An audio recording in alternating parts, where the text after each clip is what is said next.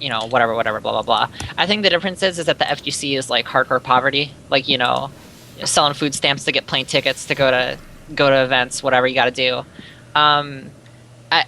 It just doesn't feel good to fight someone you know first round, and like if it can be avoided, like do it, you know, like that's why city registrations exist. That's why you put that stuff down.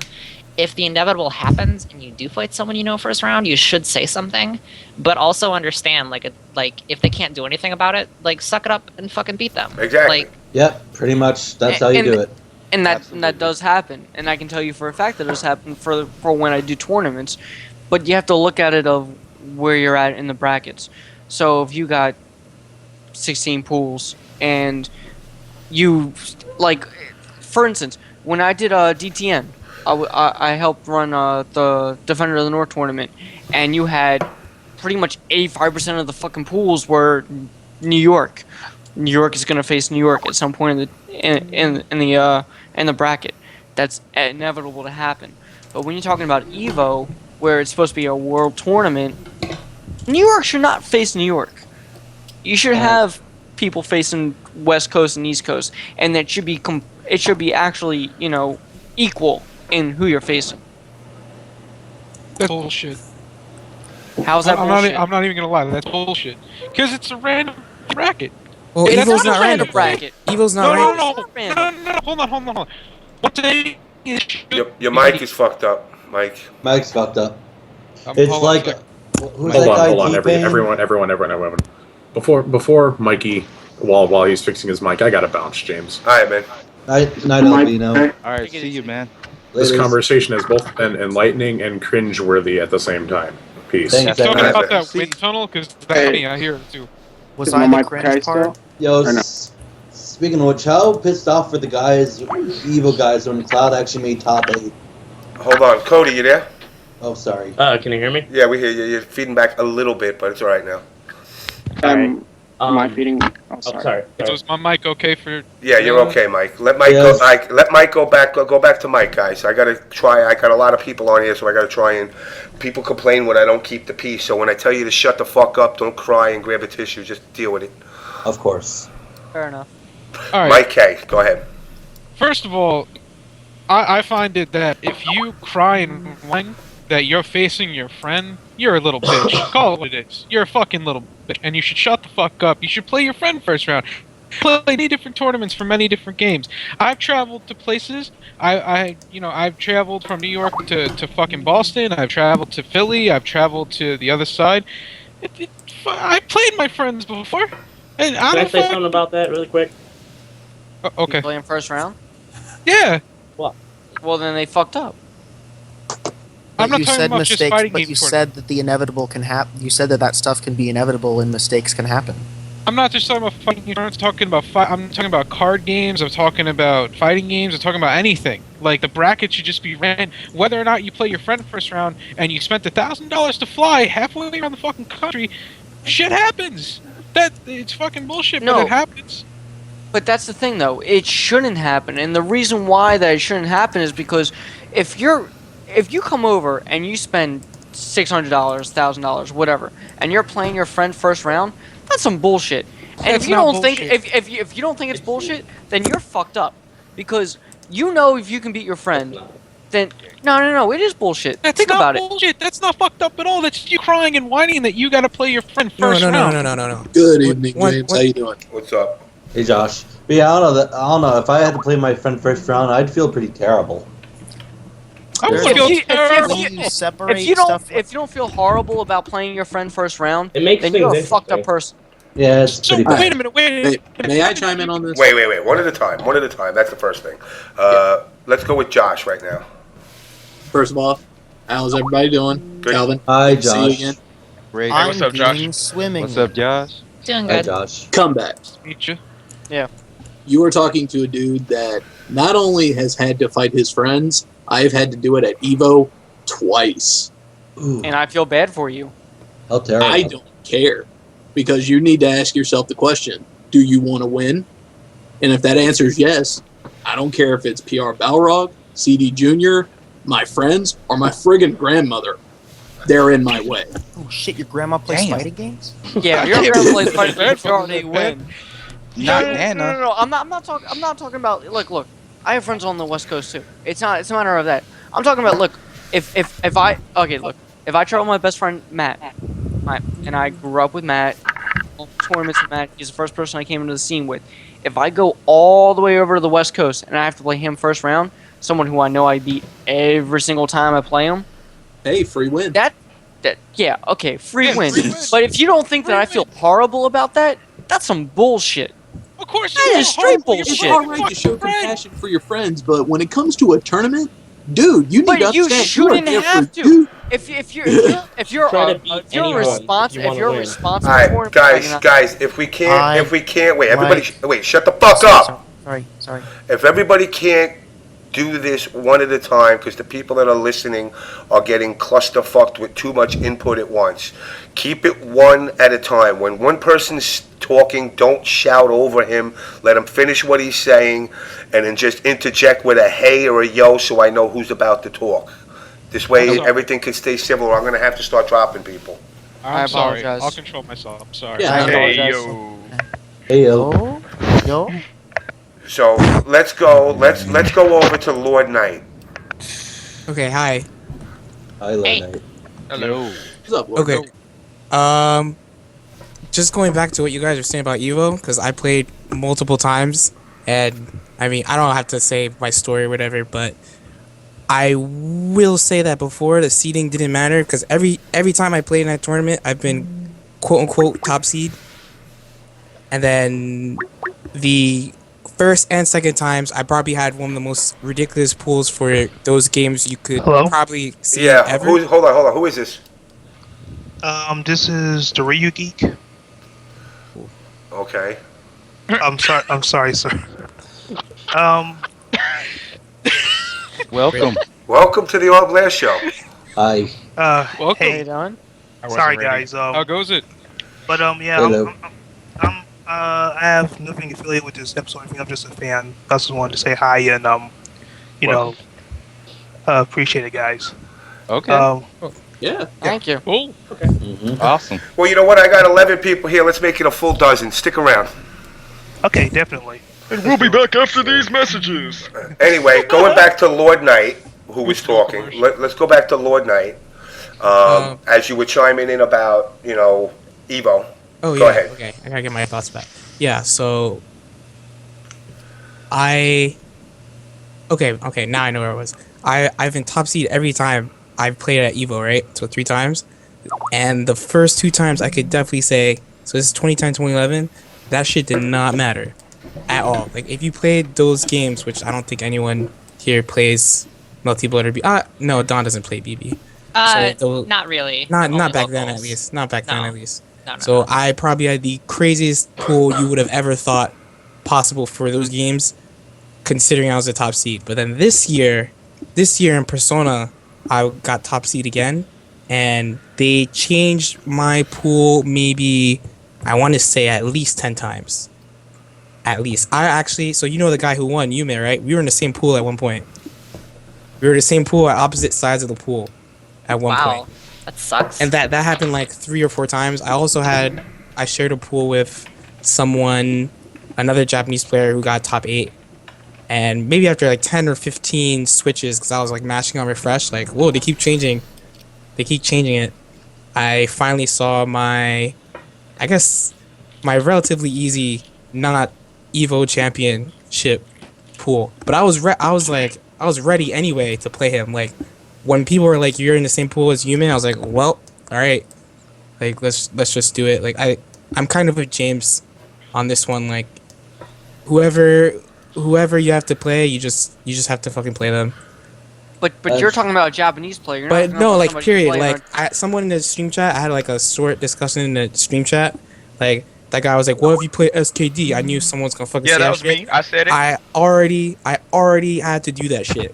I've done it a lot, and yeah, like I told you, I win sometimes, he wins sometimes. The last time we played before any sort of winners, losers, grand finals, he beat me, he put me in losers, and then I lost in losers, like I got 7th or something. Which is, for me, that's like garbage. Like, that's absolute garbage. Like, I was not pleased, but that was just my bracket. It was my fault. for not pre-regging. That's what anime does. If you don't pre-reg, they don't seed you. They just throw you in randomly. All right, let me do this because I clusterfucked myself with so many people in this chat. I kind of got deterred from what the original subject was because we got into this. We can roll back to this in a few, but I want to get back to Gweedo, who was talking about the event kit that happened this week with the drama of what's my boy's name? Playing to win. Playing to win. Yeah, I want to hear more about this playing to win. You mean playing to I only lose? got to watch Sunday. So anyway, Gweedo's back. Gweedo's back. Gweedo, you there? So yeah, so basically we got through that whole mess. He got bopped, which made the weekend even better. And then my boy Devil there took over the mic and definitely blew it up for us, that's for sure. Thank you. But honestly, I think we had some of the hypest matches you could possibly hope to see in Injustice. I mean, we had a very huge, diverse top 8. Pretty much all the stream matches lived up to it. We had Pig versus M2 Day finally, and a Zod Mir that went down to the wire. Watch a Bane bop Batman a few times. Still lost, but he still popped him pretty good. I don't know. I mean, from everything I got from everybody, it sounded like they all enjoyed it. We'll probably have hopefully a bigger one next year. Yeah, I mean, it definitely. From everything that I've heard nothing but positive things from it. So, next year, January was fuck month because it was just tournament after tournament the whole month. Every weekend was a tournament. So I had to pick and choose wisely, and unfortunately, getting the flu last week, still kind of milking it, drinking NyQuil like it's fucking soda, has kind of kept me from coming to Kit, but I was going to plan on coming there. Next year, I'm definitely going to check it out, though. Well, yeah, you come, man. We'll take you out for some good barbecue. Yeah, I got to get some of that fucking Tennessee liquor. Oh, that's easy to do, man. I got a friend who makes the apple filling for the moonshine. That's all I want. Moonshine is good, man. As far as the Marvel stuff, how did the Marvel stuff go? It was boring. Yeah? Yeah, I'll be honest. I was a little disappointed in it. I almost had to kind of drag Gross out of there, considering I was the one who ended up taking them to the apartment after he screwed all their rides. Let's talk about Gross. Let's talk about Gross. Right now. Click that thread in the Okay, chat. I was in the room, so I know how this went down. I was in the room where it all started. From So the top. let me do this. All right, I'm going to say Okay. Hold on. One at a time. I got it. It was all because of me the shit happened. Okay, so hold on, it was guys. I got it. Shut up. Okay, I got it. one I'm at a saying good night. Hey, everybody. Guido, Thanks. you're rolling out of here, right? Yeah, I got to get out of here. I got to get to work, and I have not slept a decent night probably since Thursday. All right, Yeah, brother. night. Send me that link. I want to go to some more of that drama. Well, wait, was Kit the thing that happened this past weekend? And like, Devil, Yeah, then we'll take care of yeah. it. Night, guys. All right, man. All right, Night. Peace. All right, so I posted in both chats. Basically, Lilith was asking Trepound what his favorite and player Cody was. No, let's start with Injustice. She was asking who you thought was the best with every character in Injustice. Then we moved on to MK, and she was like, "It's your list, so no one can argue with you." And then Gross comes out of nowhere and says, "I own CD Junior. He is my Junior is son. my son. He is my son. He cannot beat me in MK. I'm top 5 of all time." And everybody stopped what they were doing. People playing casuals paused the game and turn around. Like, are you fucking kidding? This is a GGA room, mind you. They're huge on MK. So they're like, what? So why do you sound like Triforce from WWE from back in the day. No, he sounded like Triforce. Exactly what it sounded like was Triforce. Triforce using one of those like cancer things to make it. So anyway, they turned around like, what are you talking about?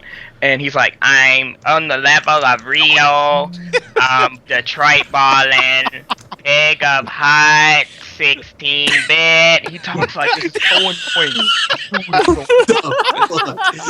Shut the fuck up or The finish video your was sentence. Right, the video's up, so if you guys haven't checked it out yet, hey James, why don't you play it on the stream for everybody? What's that? Shit. It's Yeah. like, it's only like 8. Can you link it? Yes, in the chat.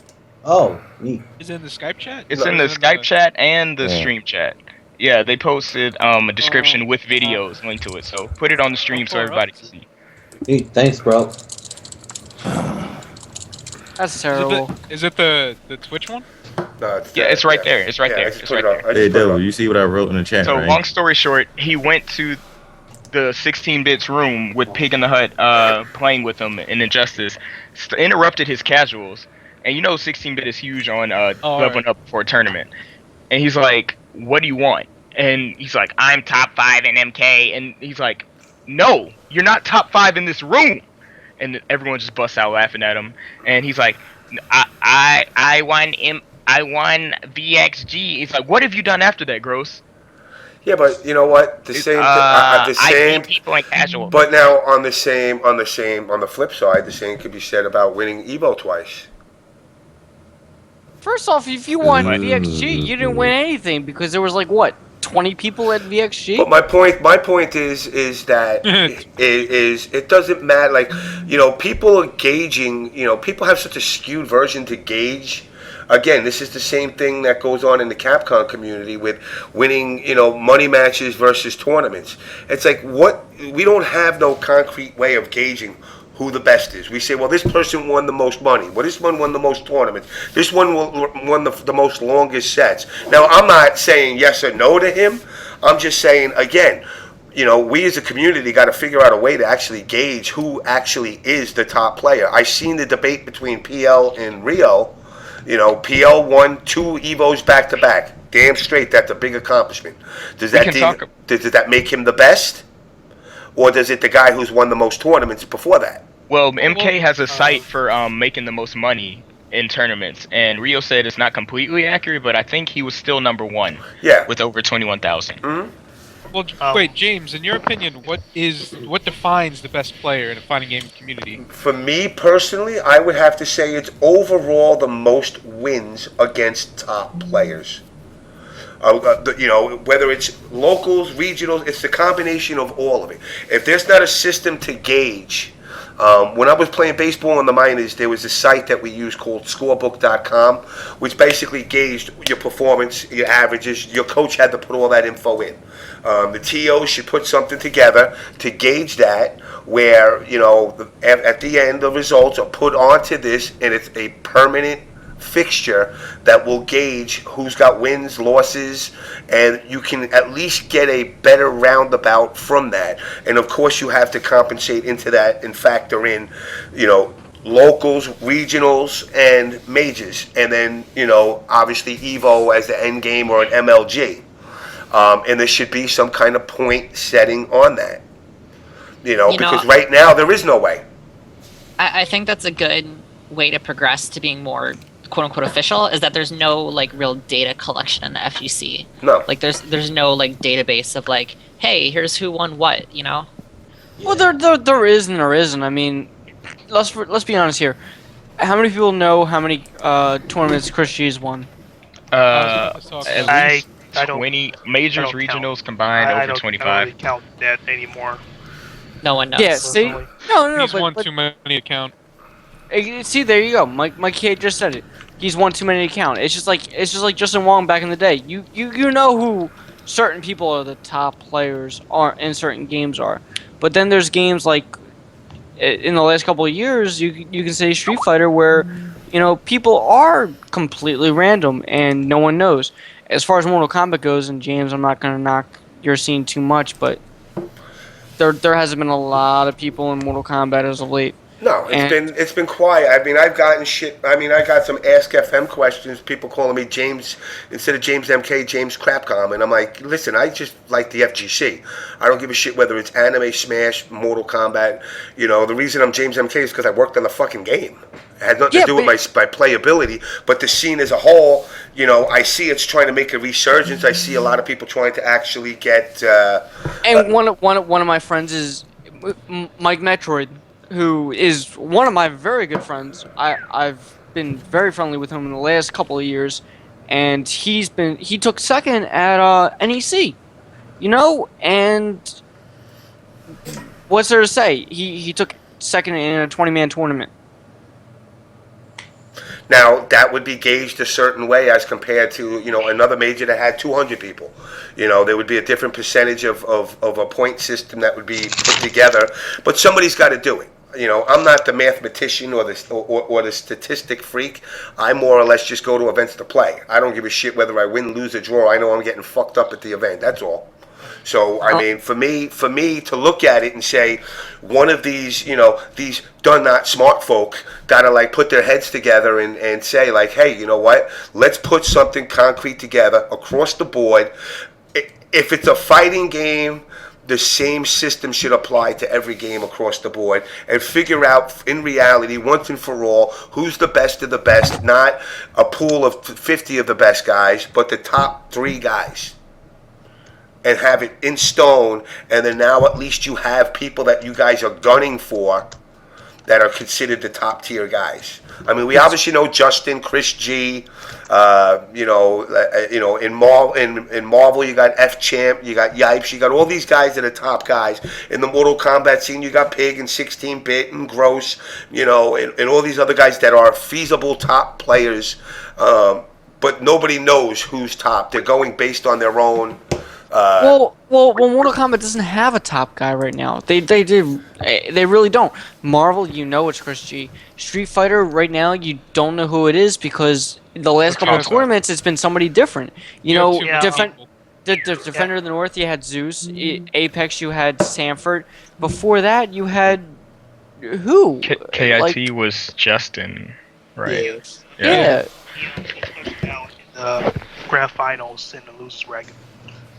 Yeah. So I saw that, and you have a lot of. I was pissed, but you have certain games where there's the definite best person, and then you have other games where it's like, well, he's kind of the best person, but that's only because he won said tournament, and then you got other guys who just happen to place in top 8.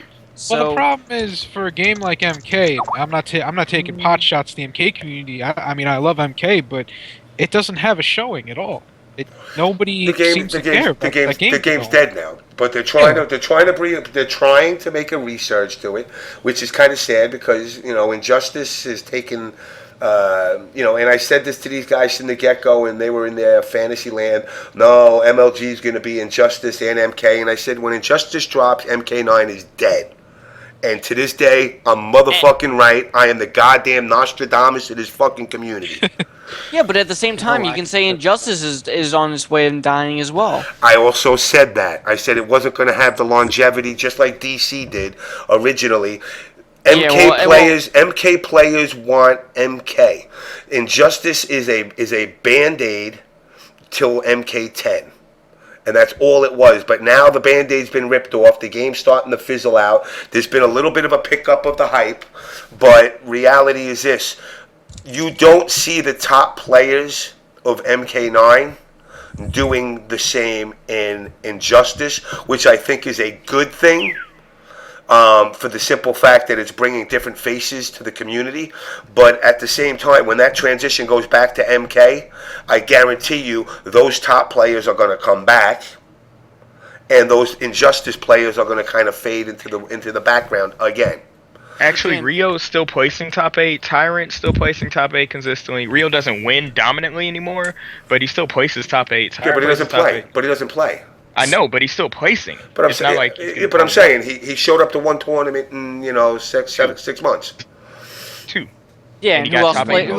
But who else played in those tournaments? You got to look at who really else places. Players. But do you even follow the scene?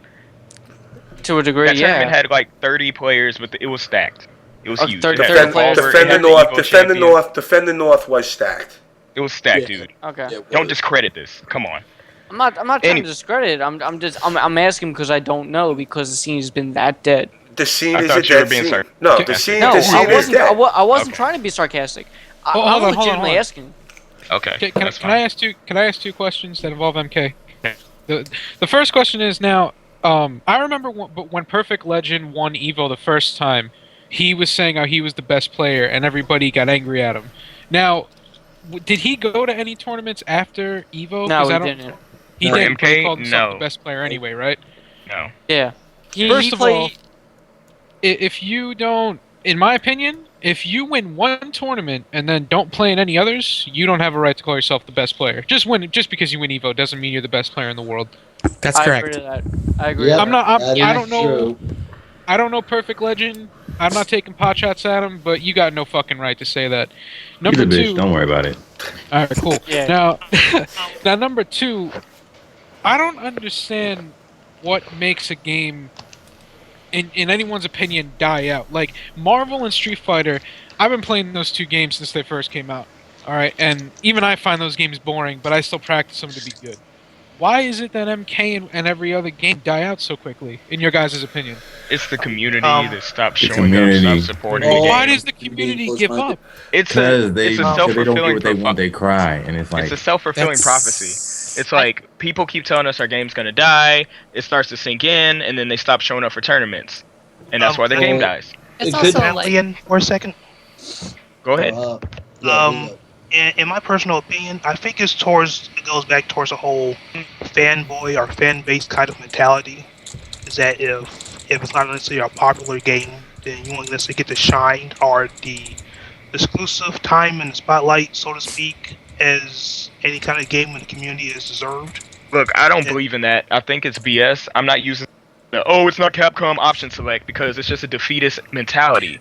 And as we saw from KIT this weekend, if you work hard, you can get your game back in the spotlight. Injustice is blowing up again. We've got Capcom players saying, damn, that was hype. Like Justin Dominion wants to play Zod. Justin said that was hype. PR Rog wants to play Martian Manhunter. And all these people weren't interested in the game like after the first month or so. So that's huge. Like it's up to you and your community to keep your game alive. I do agree with that. It just for me, for any kind of fighting game that I play or that I know about, I don't discriminate by any kind of means. However, I am disappointed as far as the mass of the community is that if there's something they're not necessarily familiar with, there's just shut it out. And I realized that for myself.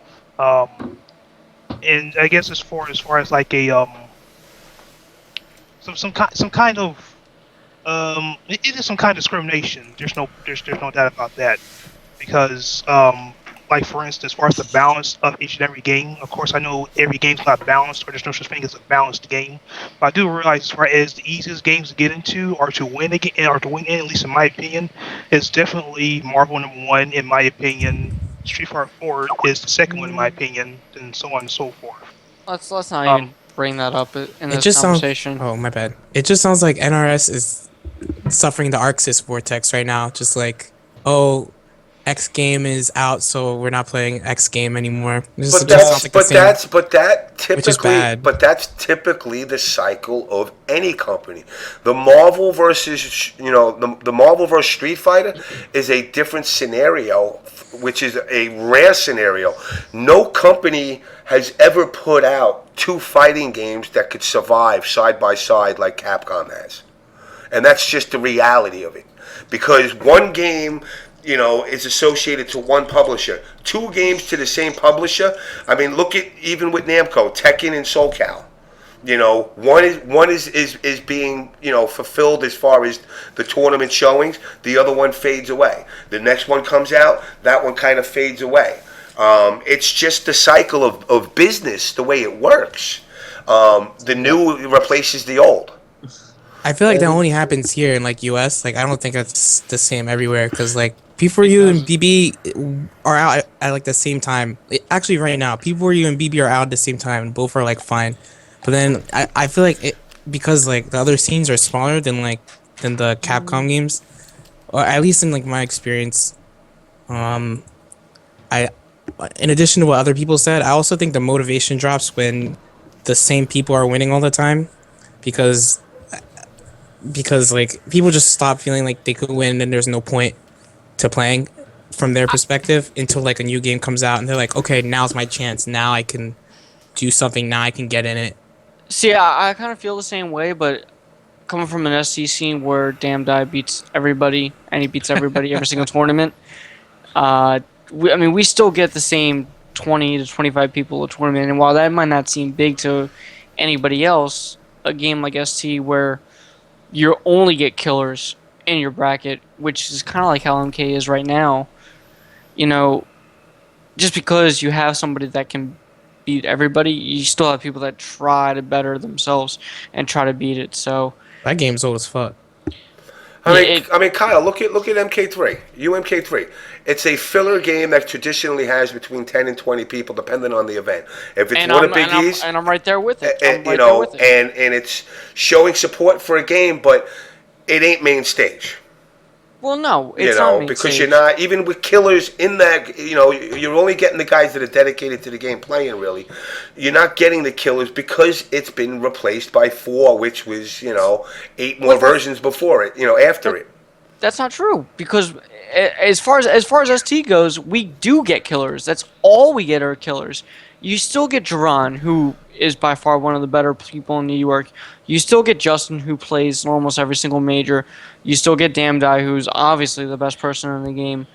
You get me. You get and I am going to consider myself a top player in that game because I can beat, for the most part, a lot of people that think that they're good and don't realize how good I am.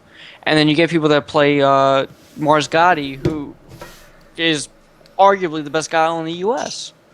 So, I mean, that game legitimately has people that are dedicated to that game that only play that game.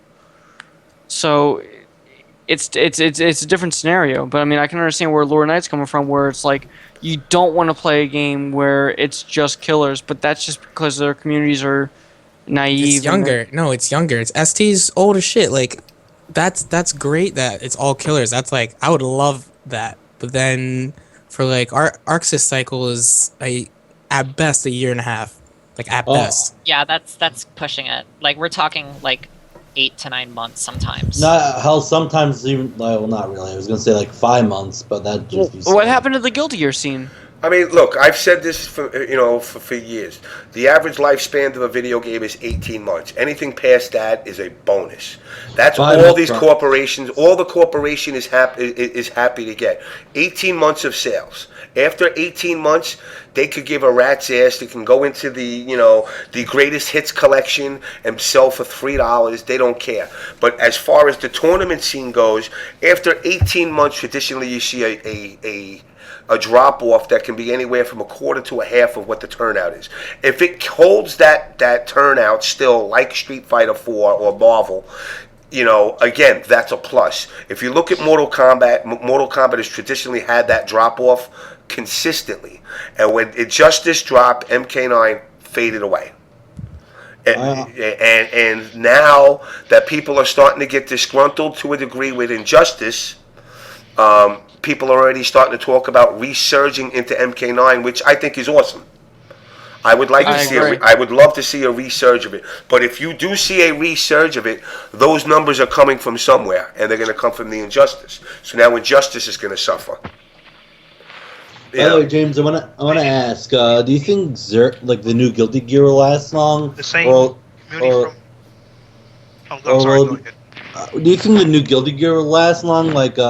Like not to say like Street Fighter 4, but longer than like 18 months. I'm hoping the reason. Listen, the one thing about the anime community is it's kind of the sheltered, and I always say this, the sheltered emo side of the FGC. It is. And I really wish that could change, and these guys could kind of come out of their shell. Because when you go to an event, you see these guys. They're in their corner. They don't bother nobody. It's kind of like the Smash community. Yeah, but in a way.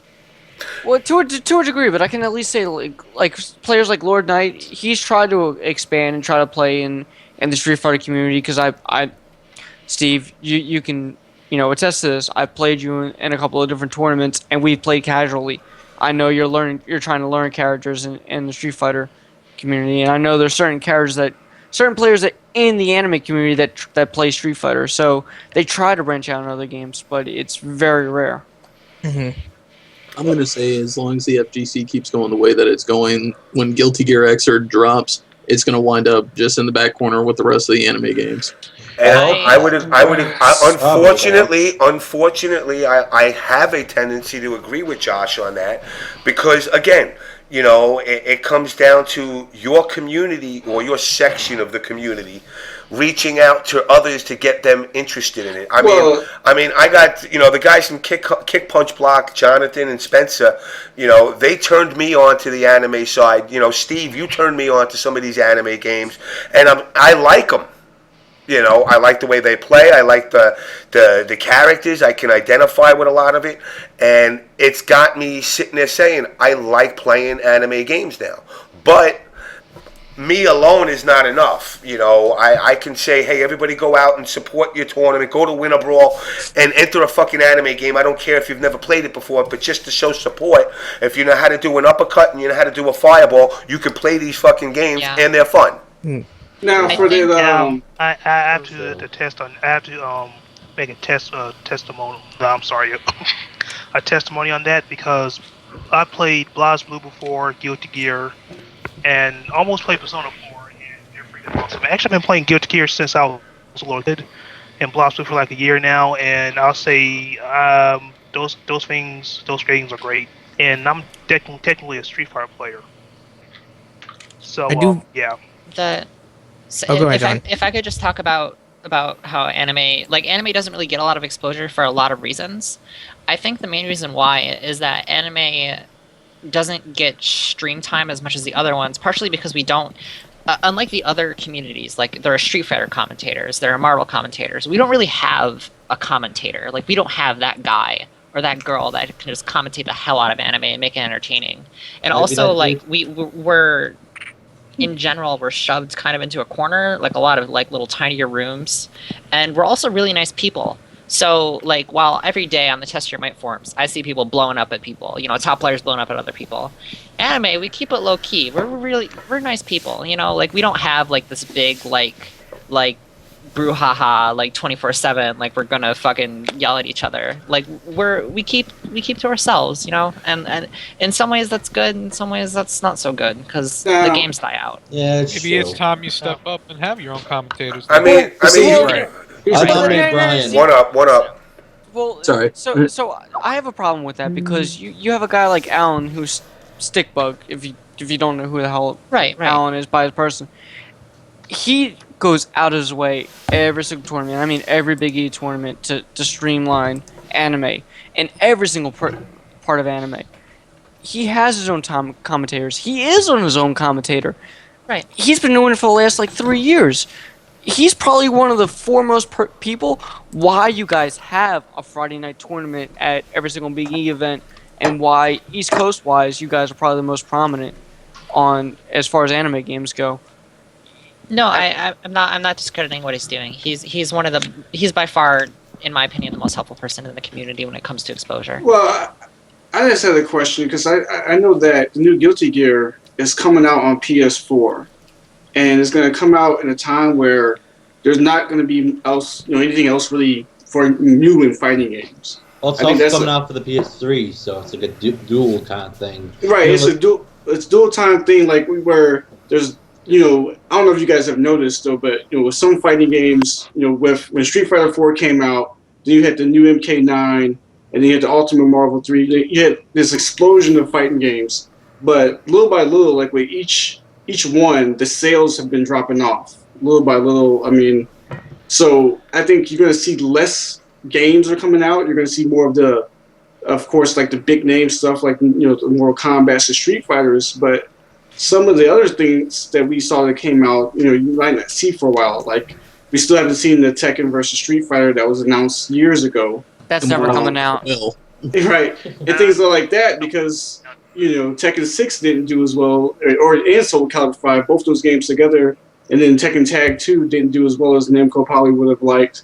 So I think that for the anime people, like, you guys should, spread that anime gospel for, in anticipation for this new Guilty Gear because it's going to get a lot of exposure just because it's going to be the only fresh new thing out there for a while. Right. Well, also remember that the anime games sell blockbusters in Japan.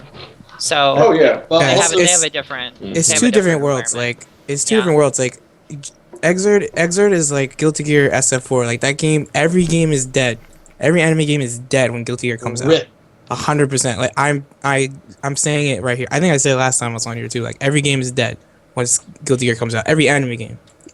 Here, I don't know. Except for the fact that Guilty Gear has that same kind of, let's say, brand presence, like branding as Persona. Was Persona when Persona came out here, all of like the tournaments after Persona came out were kind of crazy compared to like BB Extend was running on fumes, and then Persona came out 3 weeks later. We had like 150 man tournament in Philly, which was no one was expecting that.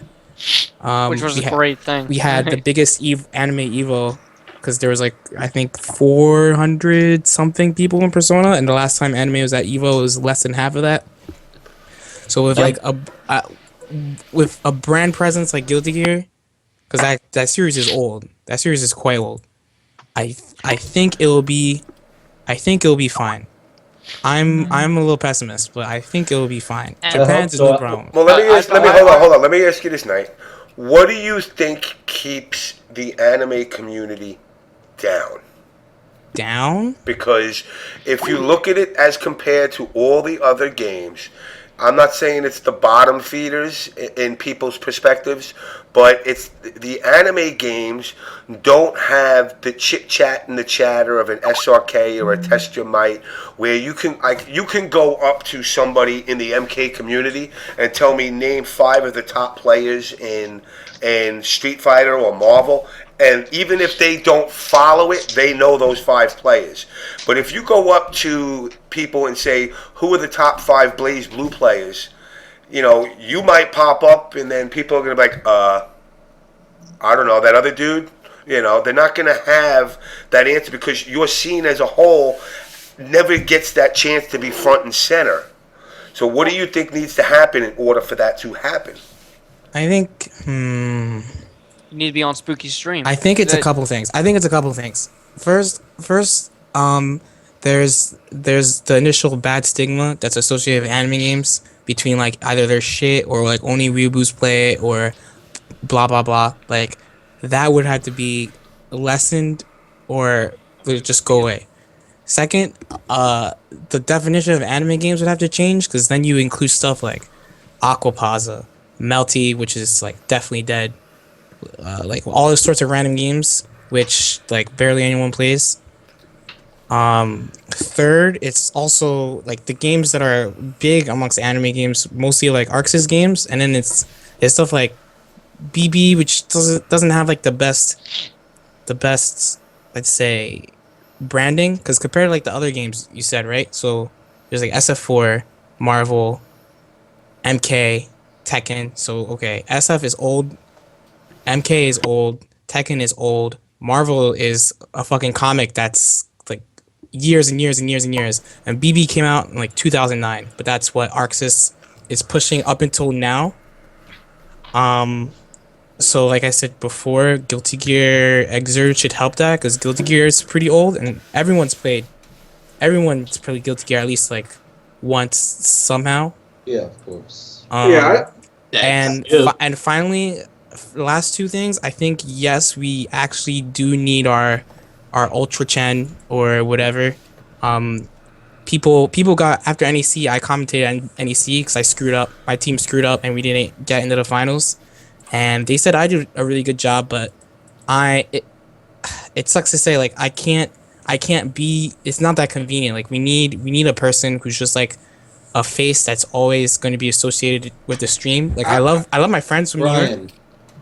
If I can ask you for a question real quick, because I was actually at the event, but I heard those guys did a really good job on the mic as far as with their knowledge and talking about the game. But at Frosty Faustings, which is an anime event, I'm not sure if any of you guys can recall who was actually doing like top 8 Guilty there, but I heard those guys did like an amazing job and were very informative to people as well. Yeah, like I think we could find. There's definitely someone who plays multiple, if not all 3 of the ArcSys games. But like NEC, it was me and my friend Brandon. That's who did it. I forget who did it at Frosty Faustings. But we need like that kind of, just because in anime, like we just kind of let whoever. Like I love my boys from New York, but like people get mad. People get legitimately mad at them because they just say whatever they want. They just talk shit. Like I remember. Don, you're saying like we were really nice before, except in New York where we just like all they do is talk shit. We can't have that. So we need that, and also we need more finals on the spooky stream, especially when Guilty Gear comes out. Like that. But that also goes hand in hand with numbers and time. Well, yeah, like I said, that when that new game comes out, man, spread the word. You're gonna have a chance to make it where just the sheer numbers of players are going to demand, those prime time stream spots on the main stream. I just hope Arc System doesn't release a game 5 months after Zerd, whatever. Well, BB is 80% done. All right. BB is 80% done. There's probably one more real BlazBlue game, or maybe they'll just patch CP and do like an extend kind of thing where they make a new console game of BBCP with the extra story and then finish BlazBlue. And then Persona, I don't know what they're doing because they're focused up on like story too. So Persona should be done, and then all they're gonna focus on is Exit. Yeah, because I'd like that very much. Well, don't they have a Persona 2 supposed to be coming out? That's what I'm talking about. So there was no precedent for them ever having that because their other 2 crossovers they did were I can't remember, Sengoku Basara and Fist of the North Star. Hokuto, right? So both of them they wanted to patch and they couldn't. But Atlas let them. Hoko died. Like no, it's not. No. Like I'm not even talking about that. I'm just talking about like they Arxis like didn't even get a chance to do a second game for both of those. Trust Atlas. me, and I wish they did because I was a huge Hokuto player. Like almost every tournament in New York, I took second in. So. I wish they released a new game now. I mean, probably like years after Zerd, but I just love to see it. I can tell you, I'm a person that doesn't stick with the anime games as much as I like to, but I'm looking forward to the new one. I got a friend that actually moved to Japan a few months ago, and he said he got to play it during the location test there. And he said it was really awesome. He said he had great things to say about it, and he's a KOF player. So that's great news. I'm hyped. Xrd looks really good. If anything, it's just going to be nice to not have like 3 games running simultaneously or whatever. Like it's just gonna be nice to have a game. Like this is the game. Like no one cares about Persona, no one cares about BlazBlue. It's this. Yeah, but they should care about those other 2 games. That's the thing, though, and that's the problem with the anime community. People don't care about those games, and they are very good games, and they should care about. There's a bunch of complications with that, though. That it's really hard to talk about. So it would take way too long to talk about. And it's in more games than BlazBlue and Persona and Melty and Aquapaza and whatever other fucking anime game you want to talk about. There's a lot. Yeah. There's a lot. I think, as a generality, I just want to say I think people give a crap about Persona. I don't think many people care about BlazBlue anymore. Like, I just want to throw that out there. New one's fun, though, if you play it casually, but yeah, pretty much. Yeah. Well, hold on. So we're rigging up BlazBlue. So, okay, you're on here now, so it's a perfect time to talk about this, because I know we talked about it last week when we talked about, the character that supposedly should be banned, and Banana Can put out that video about ways to get out of. Yeah, I said it on here last week, too, that there were ways to get out. I know, but now there's a video that shows how you get out of it. I know it's a lot of everything that you talked about. Do you still feel the character should be banned? No, I don't care either way. But it would be like I don't care either way, but it would be nice if she was banned, because the discussion about her being banned is really aggravating. Like extremely, extremely aggravating. But I think she can be beaten. So, I don't think she should be banned. I just want her to be... If I wanted her to be banned, it's just so people stop talking about should she be banned or not. Get it over with, But that being said, I do think it'll be an almost all top 8 Kokonoe Evo if they let Kokonoe rock. Like, almost certainly. So it depends how much you care about character variety and stuff. Fair enough. Can I say something on that note for a second? I don't play BlazBlue seriously or anything like that, or don't know anything about the scene as far as which characters should be banned. As far as towards banning characters right now in the current gen of the scene, the one thing that does upset me about this topic is that when certain characters should be banned from certain games, I think this is like the only character, as far as I know, currently in this generation that people had discussions on which this character should be banned. But however, when it came to the Street Fighter scene, far as Yun was concerned in Vanilla Arcade Edition, nobody, at least far as I know, discussed had made some kind of decision that this character should be banned, knowing that he was overpowered. And obviously, in Vanilla Marvel 3, we saw how overpowered Phoenix was, and she was too good. But nobody never made a argument of that why or how this character needs to be banned, or did it need to be banned? But it was obvious. But as far as this scene, as far as you can kill that character. That's the thing, though. She didn't have anything that was gonna lock you down into a corner where you couldn't do anything. Whereas with Kokoniwa, like she had something where initially it looked like you could be locked down in a corner and you couldn't get out. So I mean, coming from a person who played in the old school days where if you have an infinite, that's it, and you had to deal with it, I can understand why new players would cry about it. But you're talking about two different scenarios here. A character being overpowered compared to a character who you could get put into a corner you couldn't do anything about. I just want to say that Marvel and BlazBlue are very different games. It's kind of weird to make a comparison when Marvel is kind of admittedly dumb. And I'm not saying that as an insult. I love the game, and BlazBlue's a little bit. Well, I'm not necessarily making a comparison as far as the game, the whole overall game mechanics and how they play. As far as the whole discussion of what makes this character unfair, far as across the board, and why people think they need to be banned. That's just what the whole discussion is. The main thing people are saying about Kokonoe is just that, like, it's clear that when you play her, and if you I guess not research her, just play her, that she doesn't really fit with the scope of the game, because when you play Arc Sys games, they have a very clear design and intent on what they want to do with the characters, and because she's like a DLC character, I believe I don't have a link or any sort of like citation for it. I just remember an offhand comment from someone on Japanese Twitter that Mori said that Kokonoe was intended to be strong for like beginner characters, and when you play her, if you play like previous versions of BB, she plays like a CS1 or CS2 character. Like she's more of a like her ability to function outside of like CP's, let's say, theme is extraordinary, to say the least, which is the main problem that people have with her. So it's the main question is, does that matter? Because if that does matter, that means that she can't be beaten because she doesn't fit with the theme of the game, and then no one can beat her because of that. And if that doesn't matter, that means there are characters and strategies that can be discovered that can beat her. And I'm part of the latter camp, even though I do think there's no question between anyone who talks about it that she's the best character.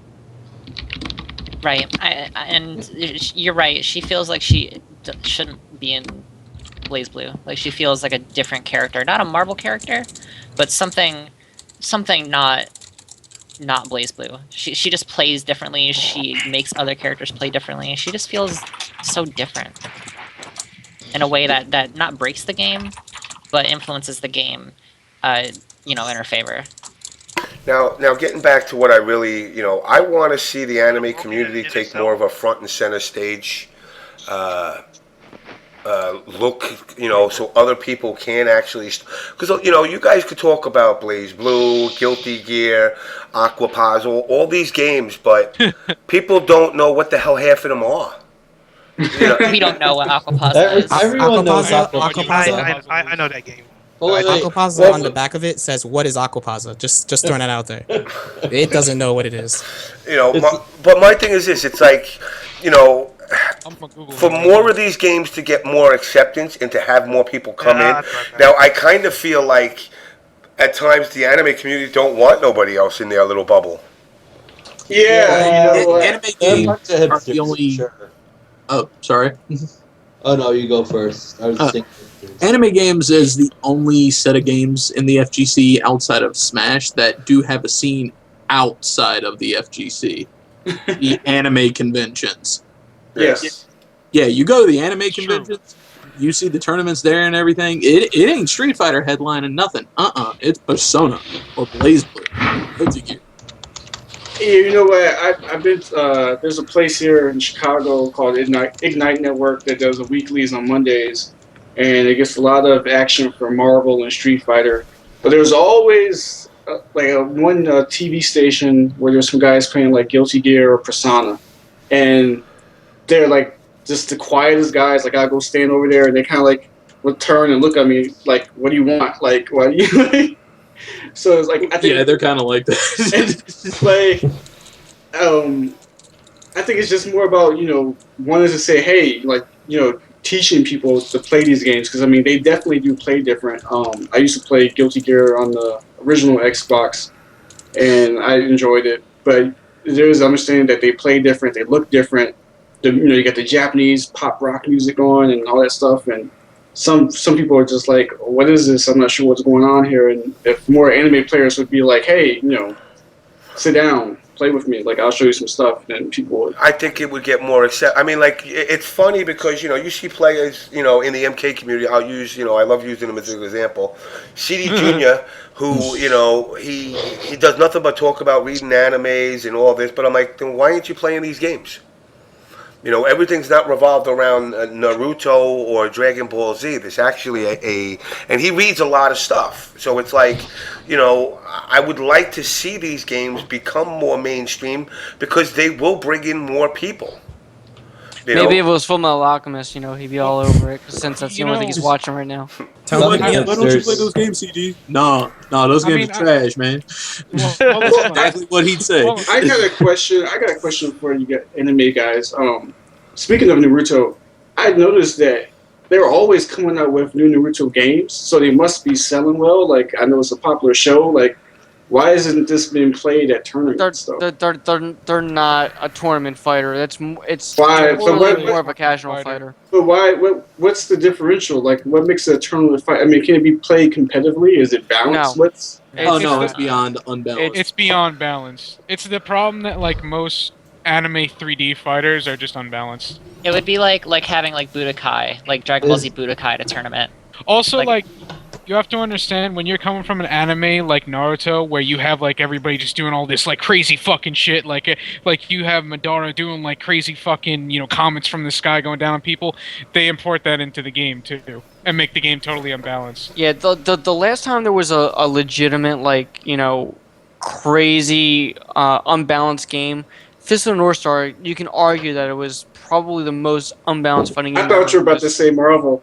No. Isn't JoJo worse than both of them, or Joe? Yeah, JoJo's not that bad. JoJo isn't as bad as that.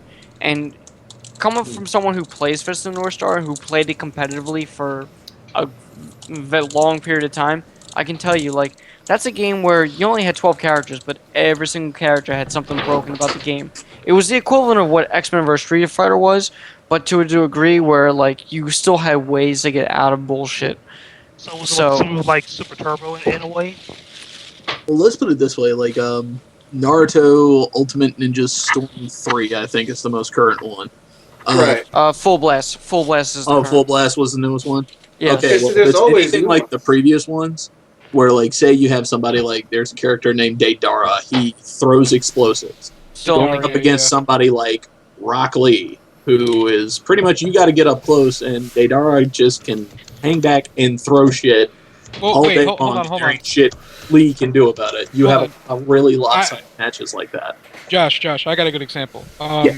When I used to go to the card store near my house, when I went there, Naruto, I think like 4 was the one like, this is before the Shippuden game comes out. I think it was like Naruto 4 came like out. the Clash of Ninja games. Yeah. And I play now that I think that year or whatever I played that game to the fucking fullest. I love that game. But even I'll admit, every character in that game was unbalanced as shit. The problem was every character, like I said, did crazy fucking shit. And like, if you were a character that had to get up in someone's face if someone knew how to zone properly, you're fucked. You can't get into someone's face. Yeah. When I went to Comic-Con, I think I was like 15. I was one of the first people to test out the new Naruto game that was coming out that was previewed there. And shit didn't get much better. The problem is when you're playing a 3D fighter like Naruto, and it's based on an anime that people want to see crazy shit done, how many characters can you really ban until there's only a few characters left? Because you'd have to ban, like, let's say the cast is like 20 characters, you'd have to ban like 17 of them. Oh yeah. Well, Sometimes I wonder though. Anyway, Say that. I know I play JoJo's Bizarre Adventure All-Star Battle. I'm pretty big in it, and this game should be played at tournaments. I really feel it should have a time of day at tournaments, but because it's not out in the States yet, it's kind of unknown, and people don't really want to touch it. They don't want to touch it, and they want to see it in English. That's pretty much what the trouble for that is. But it plays like an actual fighter. It's being updated pretty much regularly. Now, if there was game is this? For the game, I would love to see JoJo's Naked's Bizarre face. Adventure All-Star Battle. Yeah, I would love to see that. This one's kind of old, but if there was like an imported game that I think would have a shot at least being something fun as a side tournament in the FGC or something.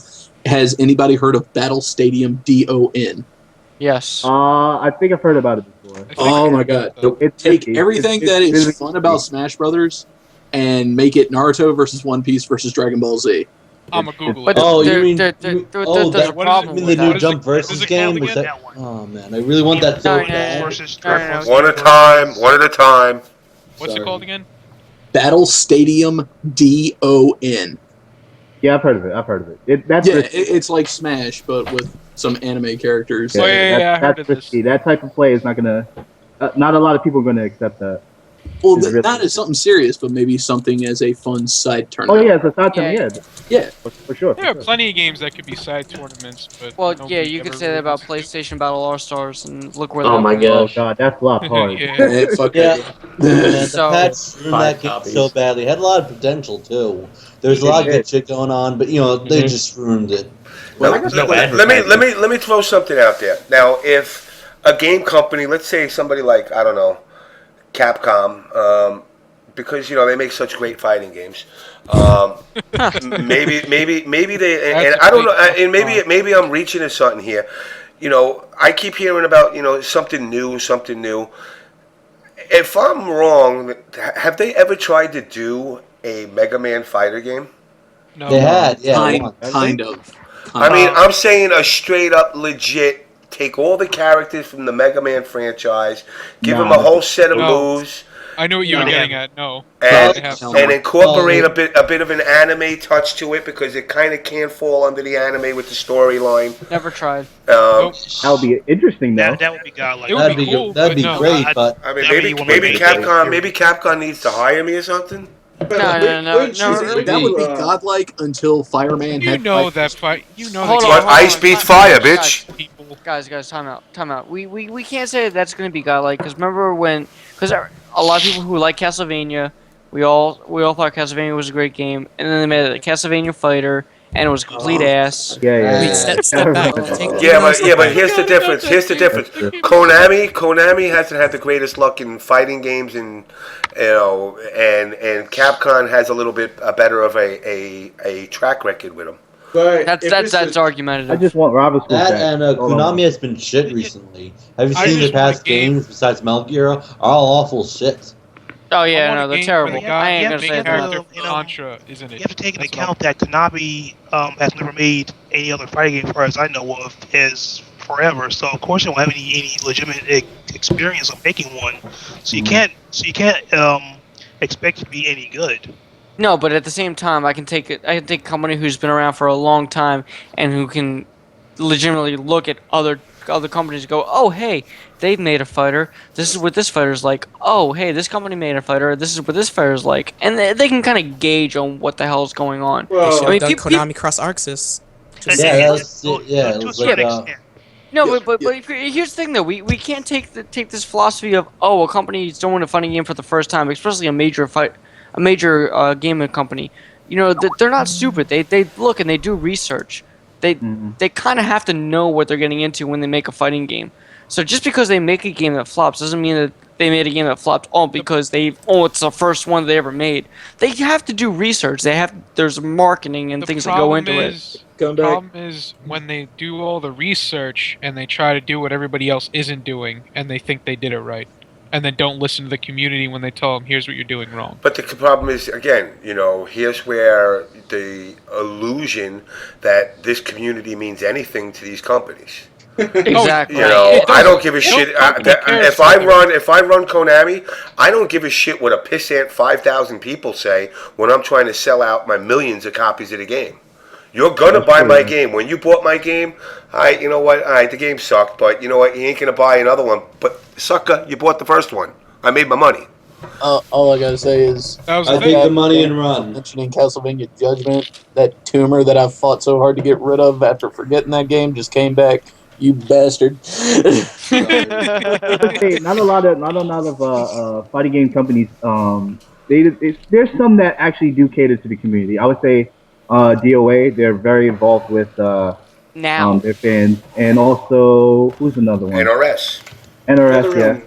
But NRS, oh god, they're a part of the community now. Look how long it took for us to actually get them to listen to us. Oh yeah, because the outreach back then wasn't all that stable anyway. True, but I mean you gotta think about it though. It took that long for those companies to actually listen to the actual community, not just the random people. Yeah, but the thing is this: who is the community though? At the end, exactly. To dictate what a game should be. Listen, if I'm fucking Picasso and I'm gonna paint the painting, and you're gonna tell me you want blue eyes instead of gray eyes or brown eyes, I'm gonna tell you, fuck you. It's my painting.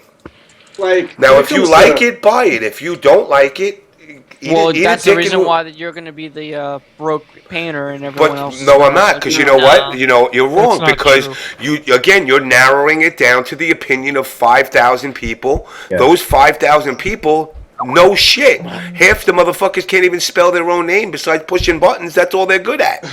My name. Can I win on this too? As far as the whole Picasso philosophy thing, me myself being a visual artist, when it comes to art versus what the client wants, it doesn't really become art anymore. It basically becomes a product and a job. And as far as being my painting, but I'm not trying to sell anyone, it basically comes down to, like I said before, a job of trying to sell something. Now, in that standpoint, you do have to cater to your client. But however, if you just make it any way you want to and hope that sells and well. Well, wait. The thing is, and I understand where you're coming from, Walter, but you got to remember, I'm creating a product that I'm looking to sell. If 5,000 people are going to dictate to me what they think it does, are they held accountable when it don't sell to the other mass of 3 million people that I really want to sell to? No, they're going to go, oh man, fucking Jim's company just sucks. They didn't listen to but if I listen to you when it sucks, it don't matter. I'm still looking like the asshole. So I'm looking at it and I'm saying, look, if I'm creating something, I want to make it appeal to everybody across the board, not just one group of people. And it goes hand in hand with, you tell somebody a joke and you think it's the funniest fucking thing in the world. But then you tell that joke publicly and people are like, that was stupid. You kind of have to look at it in that perspective and say, I'm here to make money. At the end of the day, they're making games to make entertainment, to make money. If you want this hardcore thing, the fact that a gaming company will even take the time to talk to any community, that community should feel honored rather than obligated, that they feel these companies should come to us to talk to us, we could tell them what it takes to make a better game. That's not the way the business world works. At the end of the day, if my stock goes up, I did a good fucking job. I don't care if I put two stick figures. And Mortal Kombat won Game of the Year, and Street Fighter didn't win shit. Well, let me add to that real quick. Also, in terms of like sales. Hold on, one at a time. Go ahead, Winston. Yeah, so being in the industry, I can say James is absolutely right. I mean, one thing you guys got to understand that you guys are. There's the online community. The people that there's a lot of people that go to the store, buy a copy of a video game, go home, play it. They never go online and on message board and talk about it. They just maybe talk about it amongst their friends. And then you get the people that they're reading IGN, they're on the message boards, they're talking about the game on social media. But even some of those people, they're not in the competitive part of the fighting game community. But those people are bigger part, of the what we call the vocal minority, the people that are actually heard, but they don't actually represent the whole entire like sampling of the people that's actually buying the games. So when you see a game like Mortal Kombat 9, like the latest Mortal Kombat had the great story mode. That's part due from the other previous Mortal Kombats having a story mode and getting the feedback from a wide audience. They wanted that story. Well, yeah, you see Deception and more, Armageddon. They had that story mode. So the feedback that was gotten was, hey, these story modes are cool. We want it bigger and better. And that's what you get in Mortal Kombat 9, where it had like the actual great story and content, and it's telling you the whole background, the MK lore, and then the data shows that so much, many people actually played through and completed the story mode, where you got like 70% of the people that bought the game are playing the story mode, and less than 1% of the people that bought the game showing up to a tournament. True, but MK9 gave us the Mortal Kombat movie we always wanted. If I could just say something about, go ahead. Who cares about like why would you listen to these 5,000 people? Is I agree with James. Is like the people who make games care about three people's opinion: the dude that reviewed for IGN, the dude that reviewed for Kotaku, and the dude that reviewed for GameSpot. Like the only people they're trying to impress. Like I know marketing matters, but the people like reviews matter. Like little fighting game communities, we don't really matter all that much. Like it's nice to have us on on a game side, but no, well, you're incorrect on that. I mean, the number one thing for the game to do, for a game to do is sell. Right. So they would like it to review well as sell well. When I first got into the game industry, there was a guy that's worked on a lot of successful games. He asked me a question. He asked me, would I rather work on a brand new IP that would be like I can make it how I want to make it, and like the reviewers would love it. It would be a media darling, but it might not sell that well. Or I could work on something that's an old IP that comes out every year or whatever. It doesn't get great reviews, but sells crazy.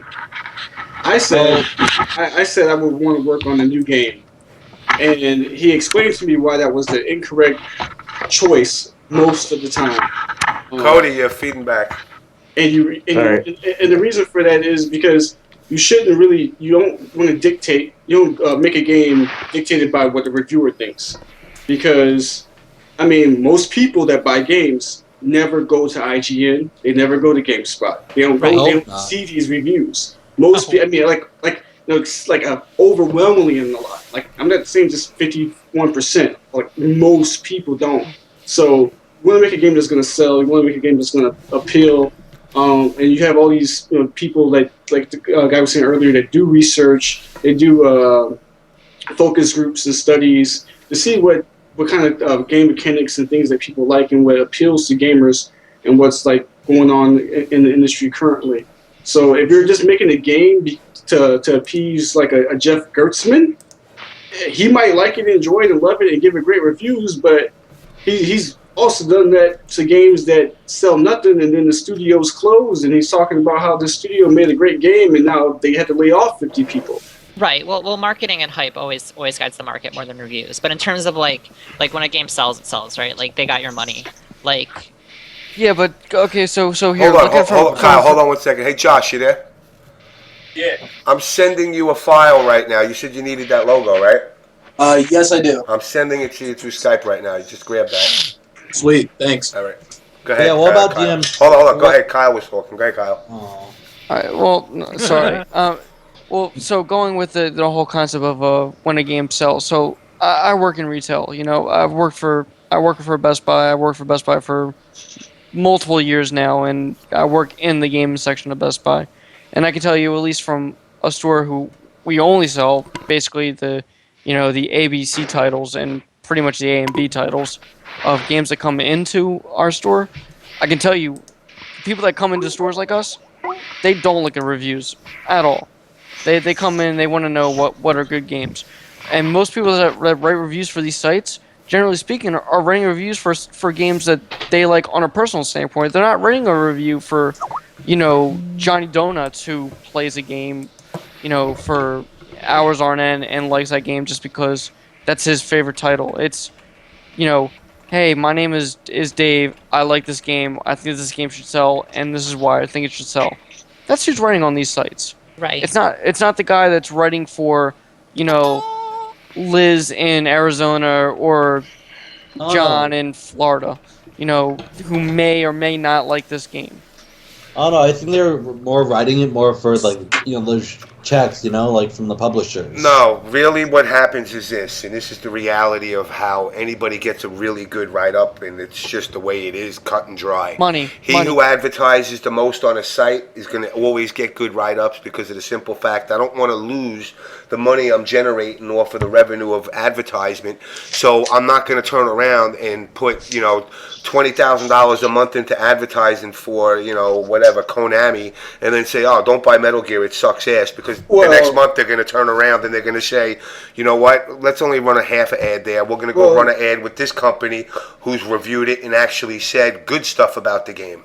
That's not always the case, because that's actually what happened with the whole GameSpot and Jeff Gerstmann thing, where was it Eidos? They had the whole site was had the Kane and Lynch rap, like it was the Kane and Lynch marketing all over the site. And when he did the review, he gave the game like a 6. Like he said, But the game was ass. Yeah, he was honest about it, and there was a whole big brouhaha, and and did they pay them to do the advertisement? They paid the site GameSpot to do a site rep, just like when you go to IGN, you see like the whole borders and everything. I get you. They did that for Kane and Lynch. His review came out, and he pretty much dogged. He was honest about what he felt about the game, and it was a bad review. Game was that? And then the game was pretty bad. And the then game was terrible. I'm not sure what happened, if he got fired or he ended up resigning over the whole fiasco. And now he's over on whatever that new Hold on. Who's feeding back? I think it's Walter. Walter, you're feeding back. Mute your mic. Oh, okay.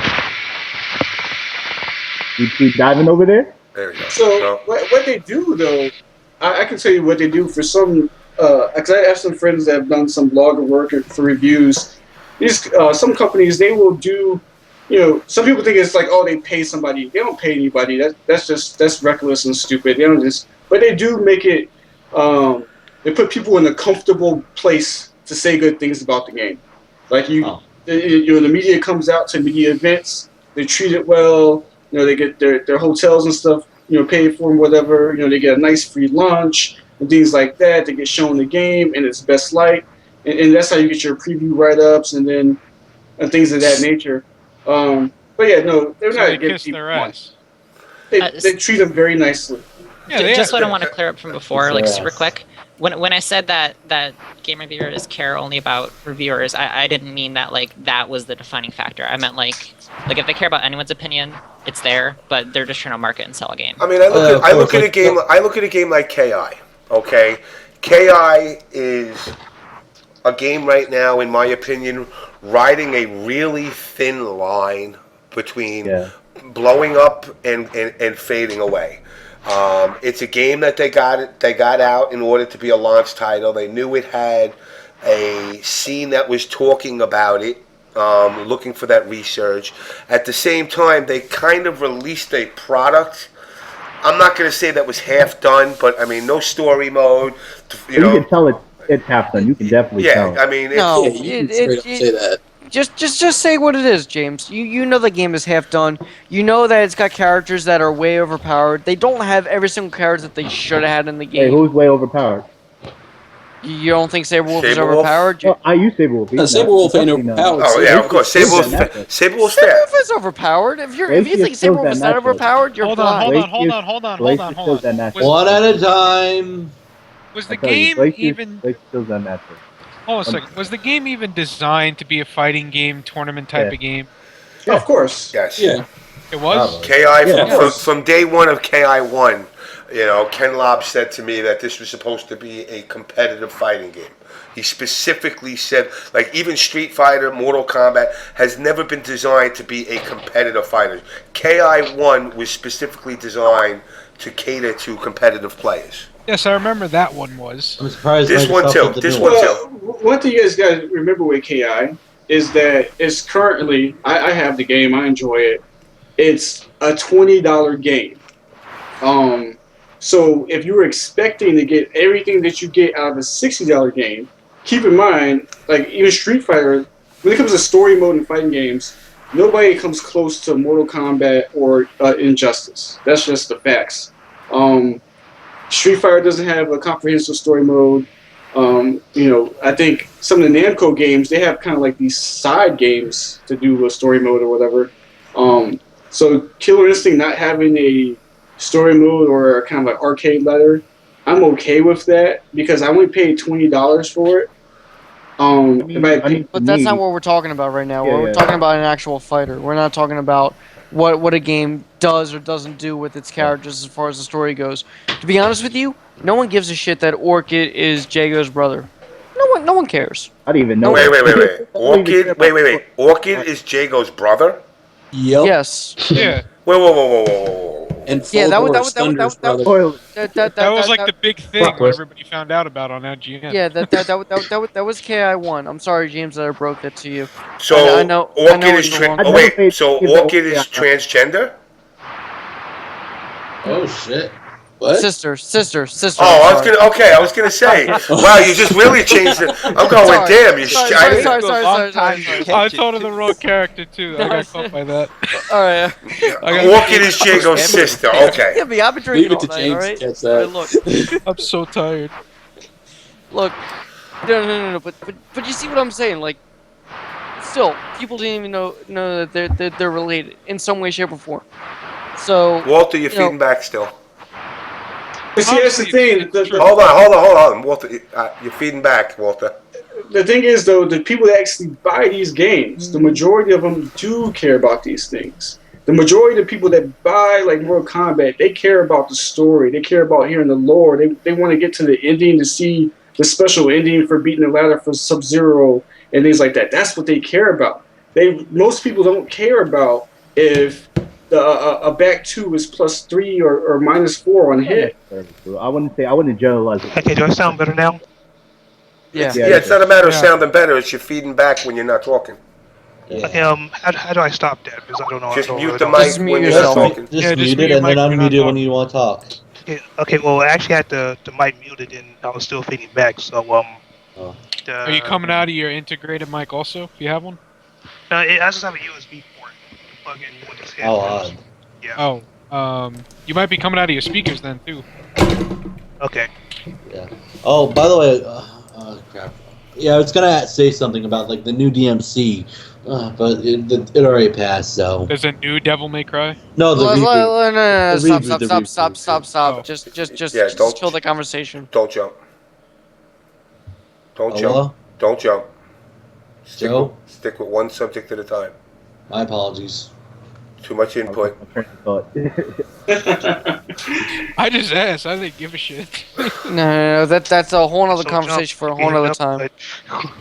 Oh, not really in terms of gameplay, but like in community and all that. But that, like I said, it passed. So, yeah. Because let's get back on topic. Sorry for that. All right, so, I mean, as we go back to, now we're back at the KI, nobody really cared about the storyline. They really didn't, it's a game that was played. I don't know what the appeal was. Maybe the dial combos was the main appeal to it, because it was just the different mechanics to play in the game that really made it, the combos, the huge combos were the appeal. It's just a different feel from the normal fighting game. It's a deep fighter. It definitely is a deep fighter. The KI now for the Xbox One is definitely, I would say, on point. There's a little, it's a watered down version. The matchups, but other than that, it's definitely not a bad game. Oh, I think it's a fabulous game, and the online to me is standard. Online's great. This is the best online I've played on any fighter, and I've played them all. I agree. And yet, it's probably going to die out anyway. No, it's the thing where community for it is very good. I'm around a lot of KI players. One of my boys made top 4 in Defend the North and Apex, so I'm going to be around. I'm around the KI scene a lot, and it's a lot of strong promise. It really carries. Apex didn't have a lot of people though. Yeah, I know. Well, But you the see, like, Personally you speaking, sorry. I mean, Nah, personally go ahead, speaking, I'd buy an X-Bone for KI if it wasn't so much money. I mean, a lot of people would. A lot of people I would. mean, I would. But now let me ask you this: if you were given the opportunity for if Street Fighter or Mortal Kombat or whatever your favorite game is, would that be enough to convince you to buy a system for one game? Because I'm looking at the system right now, and I'm still, and I've said this for the past, dozen weeks. KI is not enough for me to buy an Xbox when I still got a 360. When I still got a 360. Wait a couple of months till like a price drop on sale, and then I buy it. Well, here's the thing: you shouldn't buy a system for one game, no matter what the game is. That's just. I bought a Wii U for 101. I'm an idiot, I know. Yeah, it could be the greatest game ever made, the greatest fighter ever, but especially at $500, $400 entry fee plus the price of the game. You have to be a hardcore lover to justify that. And a stick if you're an original player. Which is another $200 on top of it. I only got the Wii U for $200, so I didn't even spend like $500. Look. As a person who collects gaming systems, I can tell you right now, buying a game for one system is not worth it. Even if for as much as I love KI. I've loved KI ever since the original one. Like, I had the Super Nintendo version of the game. I had Gold, even though how terrible Gold was for the 64. I can. So bad. At least you can admit it. Yeah. No. It was a terrible game. But I'll tell you right now, for someone who collects gaming systems, I would never buy a system for just one game. And Xbox One doesn't offer enough games for me right now to go and sit there and go, I'm going to pay $500 so I can play KI and maybe one other title. I agree with you. Yeah, agreed. But what about if it was like 5 games? Like for the Wii U, I know it has Smash Bros. Okay. No, you're talking about a game that still hasn't come out yet. That's true. The thing is, I bought me an Xbox One because I love new technology. Plus, I know that even though it doesn't have a lot of games now, it's going to have the games. Do you love new technology that doesn't have half the shit that it can do yet? What half can it not do? You can't stream through the system. That's one thing. Are we really going to argue about this? The what doesn't work? No. The whole Xbox One interface is ass. Yes. Thank you. It really is. Yeah, I enjoy it. It's like Windows 8 to Windows 7, man. I enjoy which is terrible. I didn't. Wait, hold on, calm down. Somebody said they enjoyed it. Yeah, I enjoy it. You enjoy You must hate your life, huh? The neck looks like fun, I'll admit. But yeah, the overall design isn't so great. I mean, you know what it is? When you get into it, like I learned some tips and tricks on how to navigate. And once you actually, if you have digital copies of games, it's the best thing ever. The fact that you need to learn tips and tricks in order to navigate an operating system on a fucking gaming system is very fucking. I mean, here's the thing. Here's the thing. Would you use? I don't remember which program used a little paperclip thing that used to piss you the fuck off on your Microsoft Office. There you go. Oh yeah. If Office 1 had that, but was better, and Office 2 was supposedly better and had that, would you still use Office 1 instead? No. Like as someone who's like I am a UI designer. Like I've designed many. Xbox is garbage. Like PS4 isn't great, but Xbox is straight like doo-doo butt. Like it's awful. It's terrible. Like, it's impossible to navigate. It's clumsy. It's floundering. I really don't know why Microsoft won't ditch Metro already. They've really got a lot of balls where they're sticking with this shitty UI for everything. It's just pissing people off. This is why because they don't give a shit. Gaming. It's because they really don't give a shit. I really don't have a problem with it. Really don't. I say Xbox play play Killer Instinct. You're wrong. Hold on. You're wrong. It's not that they don't give a shit. It's that there's enough people who don't give a shit that they don't need to give a shit. For every one person that complains about it, there's 20 more who don't care enough and they just want to play video games. That's Yeah, true. they don't Because use them I features can that they use. I That's the can tell you reason. all the systems that still stay in my store that people haven't bought in an area where everyone bought Xboxes. I can tell you. Oh, wait a minute. You work for Best Buy, right? Yeah. This isn't towards you, but you work for Best Buy, so fuck you. I hate Best Buy. Oh yeah, because of that story. Yeah? I remember that story. You know what? I'm completely okay with you saying that, being that I work for the company. I can understand your point of view to it. I'm telling you from a retailer standpoint, the amount of Xboxes that we still have in our store that haven't sold since the holiday season, compared to the amount of PlayStations that we can't keep in store. Just saying. Yeah. Like I mean, I've for been me, I've been sorry. playing. Oh, No, you first, won. or- I won first last time. It's your turn. Okay. Well, thank you. Yeah, play. I'll get it. But I'm a Nintendo fan. I've played since the NES. Yes. But when the GameCube came out, I kind of gave up on it because I personally didn't like the GameCube. So I switched to PS2. Then I switched to 360. Now that I see with the PS4 and the Xbox 360, and the only reason I really give a shit about them is Kingdom Hearts, because I don't know if Kingdom Hearts is coming to PC. It's not, but okay. Not buy it. You're sounding like T-Pain again. Yeah, somebody is going static. You're feeding back. Yeah, I was gonna say like Mikey, you sound like T-Pain again. Fix up your mic. Sound like T-Pain again? Yeah, with the whole lagging audio. Robotic voice. It's a joke. Oh, I was about to say like, but no, but like, I wanted to buy an Xbox, but because the more I see my brother-in-law play it, the more I like it. The more I look into it, the more it just pisses me off. Well, the Xbox One experience is good, but it's not. I feel it's incomplete. It's not to its potential yet because it's. It is incomplete. Oh yeah, 100%. They rushed that shit out. 100% just to complete. It's true. And look, I'm not pointing fingers just at Xbox. Sony did the same fucking thing. They both rushed their systems out. Oh yeah, definitely. Both of these systems basically said, we're gonna shove out shit. We're gonna give you better graphics.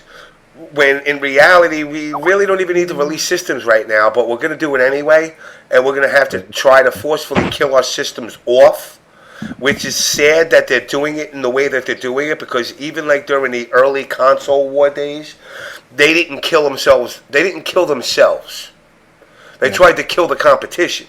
And you got the Xbox, you got the 360, which I don't care what any developer says, that game can work on the Xbox 360 without the particle effects, with a little less toned down graphics, still give the characters the shiny look, and the combo system would work. The biggest game on the Xbox One that's coming out is actually coming out on the 360 as well. So they haven't abandoned it. Titanfall is coming out same day on Xbox 360. And I am buying that shit. Yeah, but the point is this: if you have a PC, you're but the point is this: you cannot grow as a company.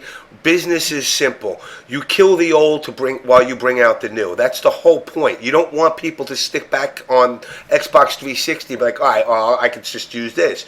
You want them to turn around and say, you know what, I got to abandon this because I'm going to go to the new system. If you don't do that, then you're a moron as a businessman. Yeah, but James, you got to look at it like this. So when KI came to TFC, right? And I don't think you were at TFC. No. That I remember. I don't think you were at TFC. No, I didn't come. But when they brought the developmental units to TFC for KI, they were running on PCs. systems that were no better than my PC. Mm-hmm. My PC can run BioShock Infinite on the best possible settings for a PC standpoint, which is no better than. That was an early build, though. It was the same goddamn game, dude. It was the same goddamn game. Well, what you're talking about, though, is what happens with every console. Since a console has to go into production and they have to spec it out years before it actually releases, PC changes. That game came. TFC I'm talking about in September. But I'm talking about TFC was in September. I'm talking about the came out in November. I understand that, but I'm talking about the system. They had to work off a spec that was given to them by Microsoft, what the system was going to be. PC parts change so rapidly. That stuff, like with these consoles, you can get a better PC that's more powerful than these consoles before these consoles came out. That's like Everyone knows that. You got to understand something. When they were given this game to supposedly build, years and years ago. Okay, so I'm running on a 560, right? I'm running on a 560 that came out roughly 4 years ago. That game was in development less than 2 years ago.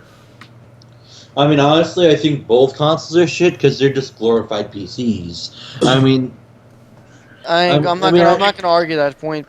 I mean, like they're trying to be like they're not trying to be unique, you know. They're not trying to be unique in the way the graphics work. They're trying to be unique in the way the interfaces work. That's where the difference is. I don't think uniqueness is a good thing. Well, the Xbox. And if or not, I mean, honestly, I just have a PS4 for my Weeaboo games. Everything else, Weeaboo and fighting games, everything else is just going to be PC from now on. Just personally speaking, because I don't know, maybe maybe it's just me, maybe it's someone else. I'm somebody that I've gotten into PC gaming a little bit more lately over the last 6 months, but the thing I've always enjoyed about console gaming is I never have to worry about if my PC can handle it or my console can handle the game I'm buying. That's a good point. Yeah. My apologies. You got me. And if your PC might, like if you're one of those people that can't play on ultra settings, like you can play on high and your frame rates might dip a little bit here and there. A year from now, when the new big blockbuster game comes out, you're going to be thinking like, damn, I need to buy a new video card or I need to upgrade my RAM so I can play on high end for that game. Whereas I'm not having that same thought process, when the game comes out on my Xbox One or PS4. True. I mean, that is the best response anyone that is true. Yeah, that's a great response. Yeah. Yeah, that. Yeah, but with that, now when you go back to the consoles and you go, like I said, 360 still had its life. It still has life. It does. It's gonna have life until 2016. That's exactly what they said. They really should have taken more time developing the Xbox One instead of rushing it out there. More time, more years. Oh, they should have left, they should have developed the parts more, give some more thought to it. Hell, I heard they were just putting the Kinect and they rushed it because they wanted to force connecting everyone. Oh no, wait, you're asking Microsoft to actually think about their system? Yeah. That's not their MO. Microsoft rushes every single system. Yeah. True. Yeah, look at Windows 8. Windows 8's basically still in beta. There's a bunch of wrong shit with that. Well, I mean, 8.1 was an improvement, at least I thought so. I'm sorry, but I fucking hate Windows 8, and anybody who uses it and says they no, like it. Point one. No, you're an idiot if you like Windows 8. I'm sorry. If you say you like it, you're fucking I mean, it's better than Vista, but yeah, you're 100% right. Everything's better than Vista. Is it though? Yeah, good point. I mean, how do I say it? Windows 8 was shit, but Windows 8.1 is better than 8, but not as good as 7. It's never as good as 7. But it is an improvement. They Point 1. Stopped at 7. I stopped at 7. Don't worry. Apparently, when I tried installing the Steam machine, my hard drive wiped. I just put 7 back on. I didn't even look back. Windows 7 still costs like $300 for a fucking disc. Why the hell would you buy Windows? Which is ridiculous. I don't know. I'm just saying. Buying Windows. Is that a crime? What? Like if I'm a Mac user. No, Macs are awesome. Oh God. You're in a good Wasted place. your money. Yes, it's complete and total blasphemy. How dare you? Aw. Heresy. Shit. Macs are awesome. Wait. Macs because I can't play Magic Online on it because I'm a bitch. But it's preference. Are you making videos? Are you doing editing of any time, or are you programming on your computer? That's why. Yeah. Then you're the only person that actually deserves to actually use a Mac. Every other motherfucker that buys a Mac just because they want to buy a Mac because of a name are fucking morons. Hey, wait a minute! I use Mac because I like the system. Oh yeah, you could just you could always install it from you always get a Hackintosh or something for that though. Oh yeah. No. You can always hack it and put Windows on there, or you can be like every other person who tries to buy it legitimately and put it on there. But you're still a moron for doing it that way. I mean, buying a Mac and then using it as a Windows to use virtual machines a fucking retarded thing to do. I mean, I'm just saying buy a Windows desktop and then install Mac OS. Then do no, that. you wouldn't do that. That's no point. You wouldn't do that at all. Like You're retarded for doing that. You're retarded. I never did. I'm just saying, like, for people who actually like the OS, That kind of defeats the purpose. How did we get to talking about computers on a fighting game type of show? That's how we roll, man. Yeah, that's true. Yeah. Wait a minute. While you guys are on the subject of it, though, there's a lot of fighting games now, rolling out on PC. Injustice on PC. I know the Skullgirls, Street Fighter. I'm seeing mods released. Have you guys ever thought about getting into that scene of like modding the fighting games on PC? And I know like times I did that years ago when Mugen was like a huge fucking thing. I hate Mugen all in general. I think it's retarded. I really do. Mugen's fun as hell. Yeah, it's fun to watch, yes, but it's retarded. It's retarded. No, it's totally retarded, but it's fun as hell to play. You shouldn't take it seriously if you want to have fun with it. It's not. I mean, they're not looking to make it the most competitive fighting game. I mean, let's like, just put it that way. I modded a game at my friend's house with his help, and then I got bored. Well, here's the thing. I wondered, like, there's some of the most popular PC games are mods. Yes, I know that. So what I'm trying to say is, like, what if somebody came out with, you can say whatever game, like, there's a lot of things that, say Marvel. There's not going to be a patch for that game. People would not take that long. Well, we need someone to fucking mod Marvel. That game. There's never going to be a patch for Marvel 3. We Someone all know please this. mod Marvel. Not anymore. I would like Aqua Pizza on PC though. That would be a great game on PC. Oh, no. Yeah, Aqua Pizza. So if somebody did that, if somebody went ahead and was it, I don't even know if Marvel's on PC, but it was, but no, if the person who did Project M could mod Ultimate Marvel, I would fucking appreciate it. But it's oh god, that guy is brilliant. I would highly appreciate it. Fucking, I want that guy to mod the new Smash Brothers. I hope he finds some kind of exploit and continues. I will get down on my knees and beg that guy. I will fucking kiss his feet. If Same. He I will give him a blow job on that for mod? Smash Brothers on the Wii U. So wait, so them on the Wii U. Like, god damn it! Okay, whatever.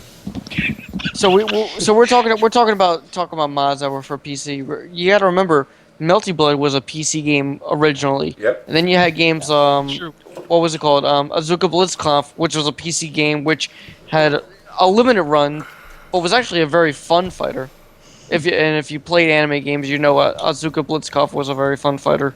Yeah. It was well, the reason why I ask about mods though is because, like I said, I just wonder if the fighting game community would take to it as much as like the FPS community, where it's like, but they did. I don't think. No, but I mean, like as a mod, not just a PC game. I'm not saying a game that was always a PC game. I'm saying if someone modded a game that was on PC because it needed an update. I think it depends on the game. If it's something like it really does, Marvel, it would not take well. It wouldn't. Yeah, but I disagree with that. Well.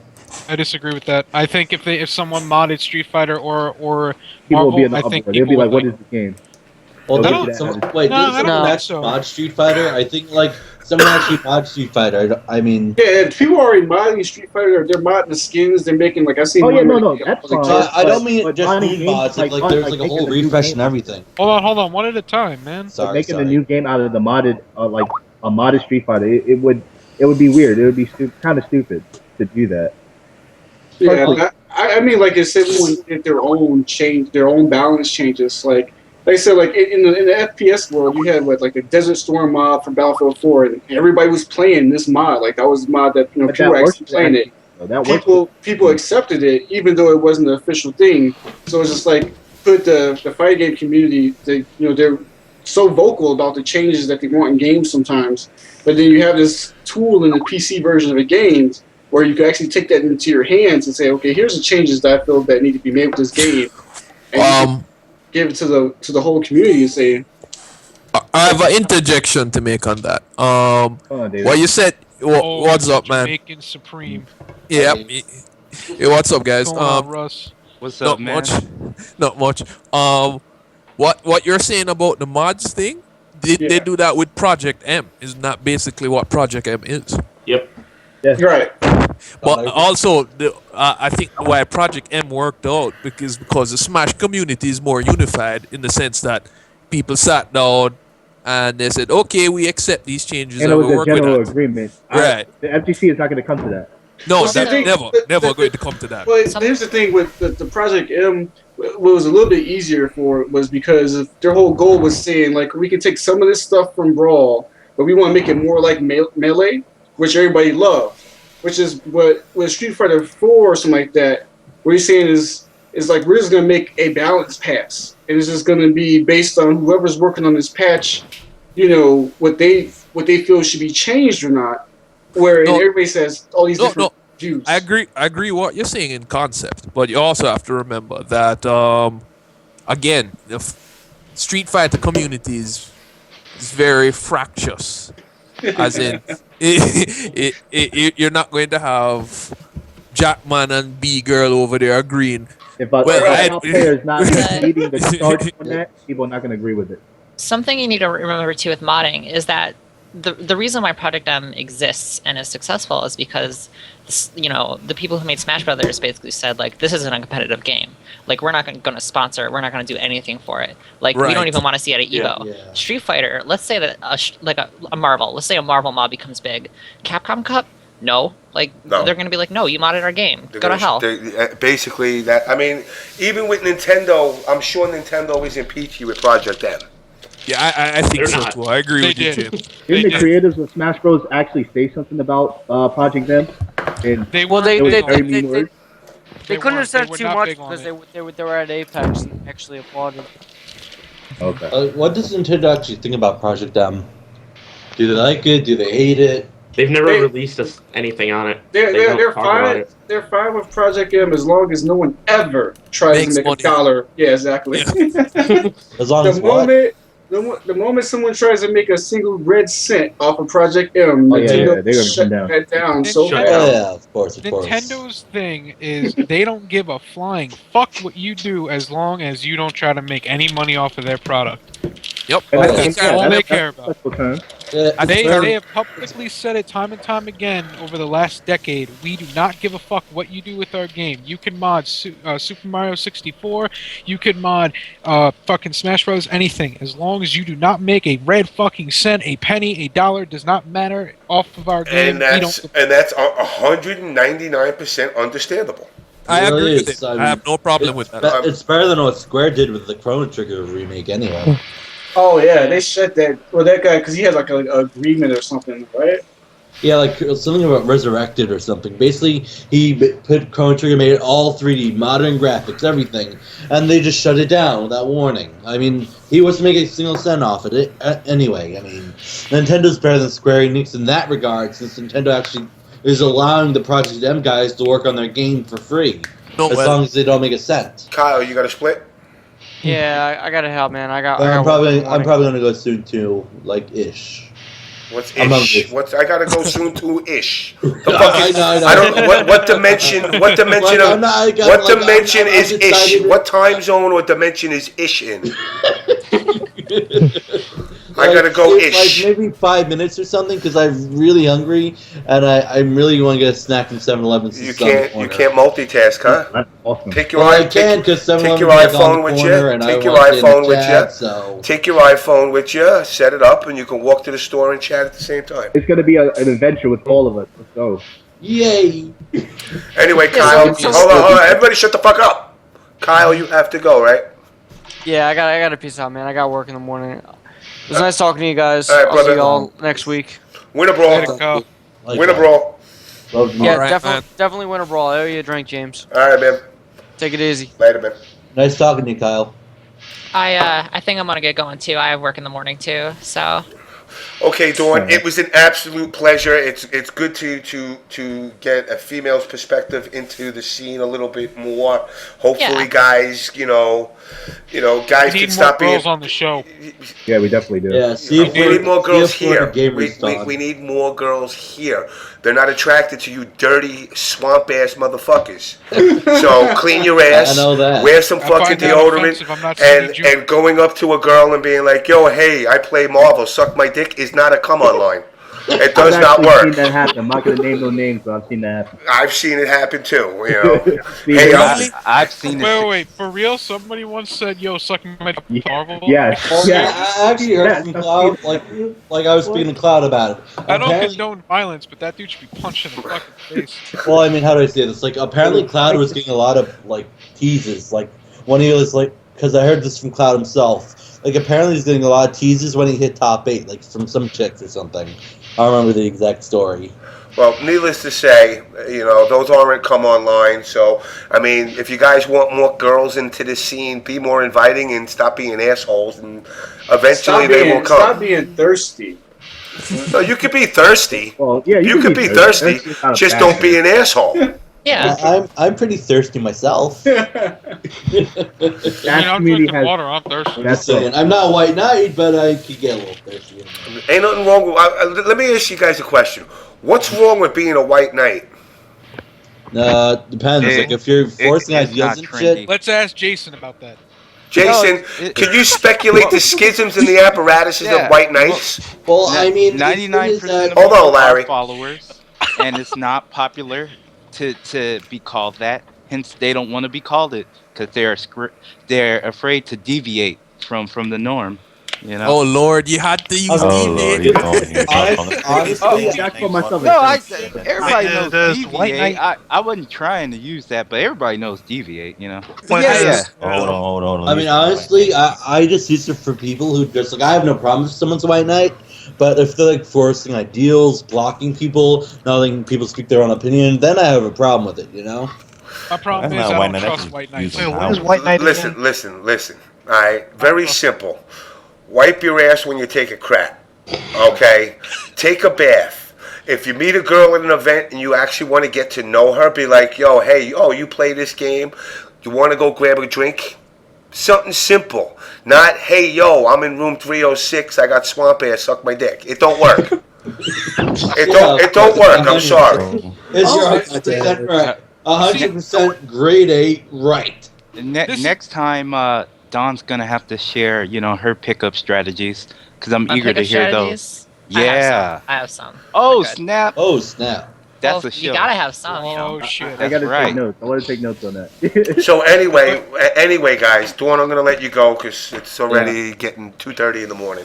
That's part of gamers. Again, you're always welcome on the show. Anytime you want to come on and bullshit, it's no problem. And, hopefully guys will walk away with at least a little bit of a knowledge that can help them not be assholes all the time. There's nothing wrong with being assholes, guys. I'm an asshole half the time. But I'd say about 75%. I wouldn't go that far. I don't know. That's generous. I'd I'd say asshole just to do it. I'm about as much of an asshole as much pot you smoke down in Jamaica. Well, that was true. That was a 0%. Thank you. James, you're an asshole, but you're our asshole. But anyway, Dawn, it was a pleasure having you on. If you ever want to come on, just hit me up, and we'll be talking more definitely down the road. Oh yeah, definitely. Of course. I'll be around. I have Hey, to Don, you congratulate hitting Don up for Winterball? the segment too. No, I said I have to congratulate you and Don and James for the segment. It was pretty. It was very good. It was enlightening for some folks. I wanted to come on and say something, but somebody. There's didn't still want more to on. discuss, but it was great. It was great. It's a start. That's all it is. It's a start. I had a good time, but yeah, I'll catch you guys later. All right, see you later. Right. Peace out. All right, Don. Good night. Peace. See you, Florida gamers. See ya. See ya. I still have something I want to say on that. Hey, Wait. James, I wanted to ask you, where did that James Chen conversation, did that go anywhere? Of course not. Oh. When does it ever? The dichotomy of James Chen is that he cannot deal with the schisms that I represent, therefore he can't come onto the show. Are you saying he doesn't have to come on? Oh, wait a minute. You asked James Chen to come on the show? Yeah, I've asked him numerous times. I wanted to ask him why he sucks at fighting games, but yet still talks about it. Basically, he's put up some bullshit excuse that the show's sexist, and it's really not. We're just real people. Seriously, I don't understand. I don't We're understand real. We're something. not fake ass motherfuckers. Hold on. We're real. I don't understand something about James Chen. When he comes on the run back, he cries and bitches and moans about how he sucks at Marvel. Yet he doesn't try to get better. What? How does that? Hold on. Your brain. No, Mikey, Yeah. I will say this: we don't know because we don't know because we can't talk to him. Right, we can't talk to him. We don't know. We're not elite enough. Well, what I We think need it him. is, We need Sonic to come on this show. I don't know if James. Listen. There's nobody in this community that has not gotten a personal invite to the show. So anybody that you guys want on this show in the community that has not showed up, it's because they don't want to. I'm not going to twist arms and beg people to come on the show. You don't want to come on the show? Fuck you. Eat a dick. Goodbye. Next. Well, I'm not telling you to, but it'd be nice for them to come on the show and heal the fucking truth for once in a while. Well, I mean, that's really true. You know, James, he put himself out there, and people are just...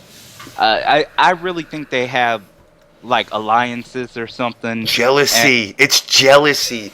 They're jealous. A nobody like me, who's not part of the West Coast elite, can actually put something together. They don't want to ruin their relationship with whoever dislikes you, because Justin has come on and the world hasn't blown up. I mean, you can come on, you can people can talk to Justin you. doesn't have as much to protect, Jason. Wait a minute. Justin Long only showed up because of the PhD money discussion. No, you're incorrect. Justin came on the following week. The time after that, too. Yeah, Justin has come he on. came on here last week, didn't he? With James? Yeah, he did. Yep. Yeah, he did. Yeah, He was in he the was talking about conversation. Smash for like a good hour. And Damn, somehow I he really was should have talking got come about- here more often. God And that's damn. when I figured out that Justin Wong doesn't know shit about wrestling. I don't even watch wrestling anymore. Oh man. I mean, look, anybody can come on. I've invited anybody and everybody on. Some people have said, look, I just don't do shows. And the fact of the matter is, those specific people that have said it, you know, really don't do shows. So I don't hold that against them. It's not like they're like, oh, I don't do shows, and then they go on and do some other show. You know, I've invited, the Cannons on. I've invited Mr. Wizard on. Their dude, Steve the Bouncer, whoever walks around, I don't know what the hell his name is. Anybody that wants to come on the show is more than welcome to come on the show. I don't give a shit if you want to talk about drama, if you want to call me an asshole, if you want to talk about the FGC, or you want to tell me about how your ex-girlfriend's pregnant and she fucking hates your guts. Whatever you want to come on the show for is fine by me. Hey James, your mic is fucking up. You're sounding like T-Pain again. Not again, but you get the idea. I'm sorry? Mike, your mic was fucking up. Oh, again? Yeah. Oh. Sorry. Well, I was going to ask. Well, all right. I was trying to remember. When you guys were talking about the anime stuff, I think everybody left, right? I'm pretty sure Lord and anime. Yeah. I was thinking the reason why the anime community is kind of on the sidelines. There's a lot of anime games. There's a lot of besides the anime community. I would say there's a lot of other communities like the DOA community, SoCal. Well, there's a lot of communities that are left out, but that's because of the scene. If the scene is not strong enough to rival like the Capcom community, of course it's gonna die out. Then we have to look in perspective too. As you rightly somebody said, Injustice blew most of Capcom game sales out of the water. It's just popular in the tournament scenes, right? Yeah. But the thing I was asking there's a lot of fighting games because right now I'm looking at my library and there's more fighting games there than I can physically play. And you know what I mean? And I think that's the real thing that kind of kills certain anime games. It's just there's too many. It's very hard to master everything. Well, Christian can't play every game. There's Blaze Blue. There's what's the other game? Yeah, there's a lot. Fuck. That's what I'm saying. They can't play that many. Games are like Persona and Blaze Blue and Guilty Gear. Yeah, it's like those are the main three. Big three, I would say. No, but where I'm looking at it, for a tournament thing to survive, you need, I'd say you need Capcom in your name. You don't know. You need three major games. It doesn't matter who makes them. You need about 3 because I think people can be very good at 3 fighting games reasonably well, right? Because all right, Wait, overall, or reasonably for most people. I focus yeah, on yeah. It would be Capcom games. It would be Marvel, and Injustice. That'll be the big 3.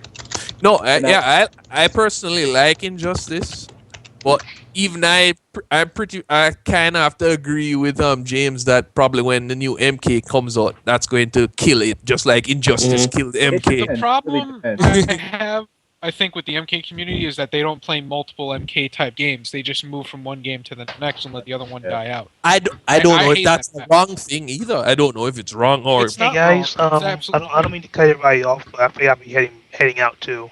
Oh. Yeah, I'm gonna head out as well. Good night, everyone. Night, man. Bye.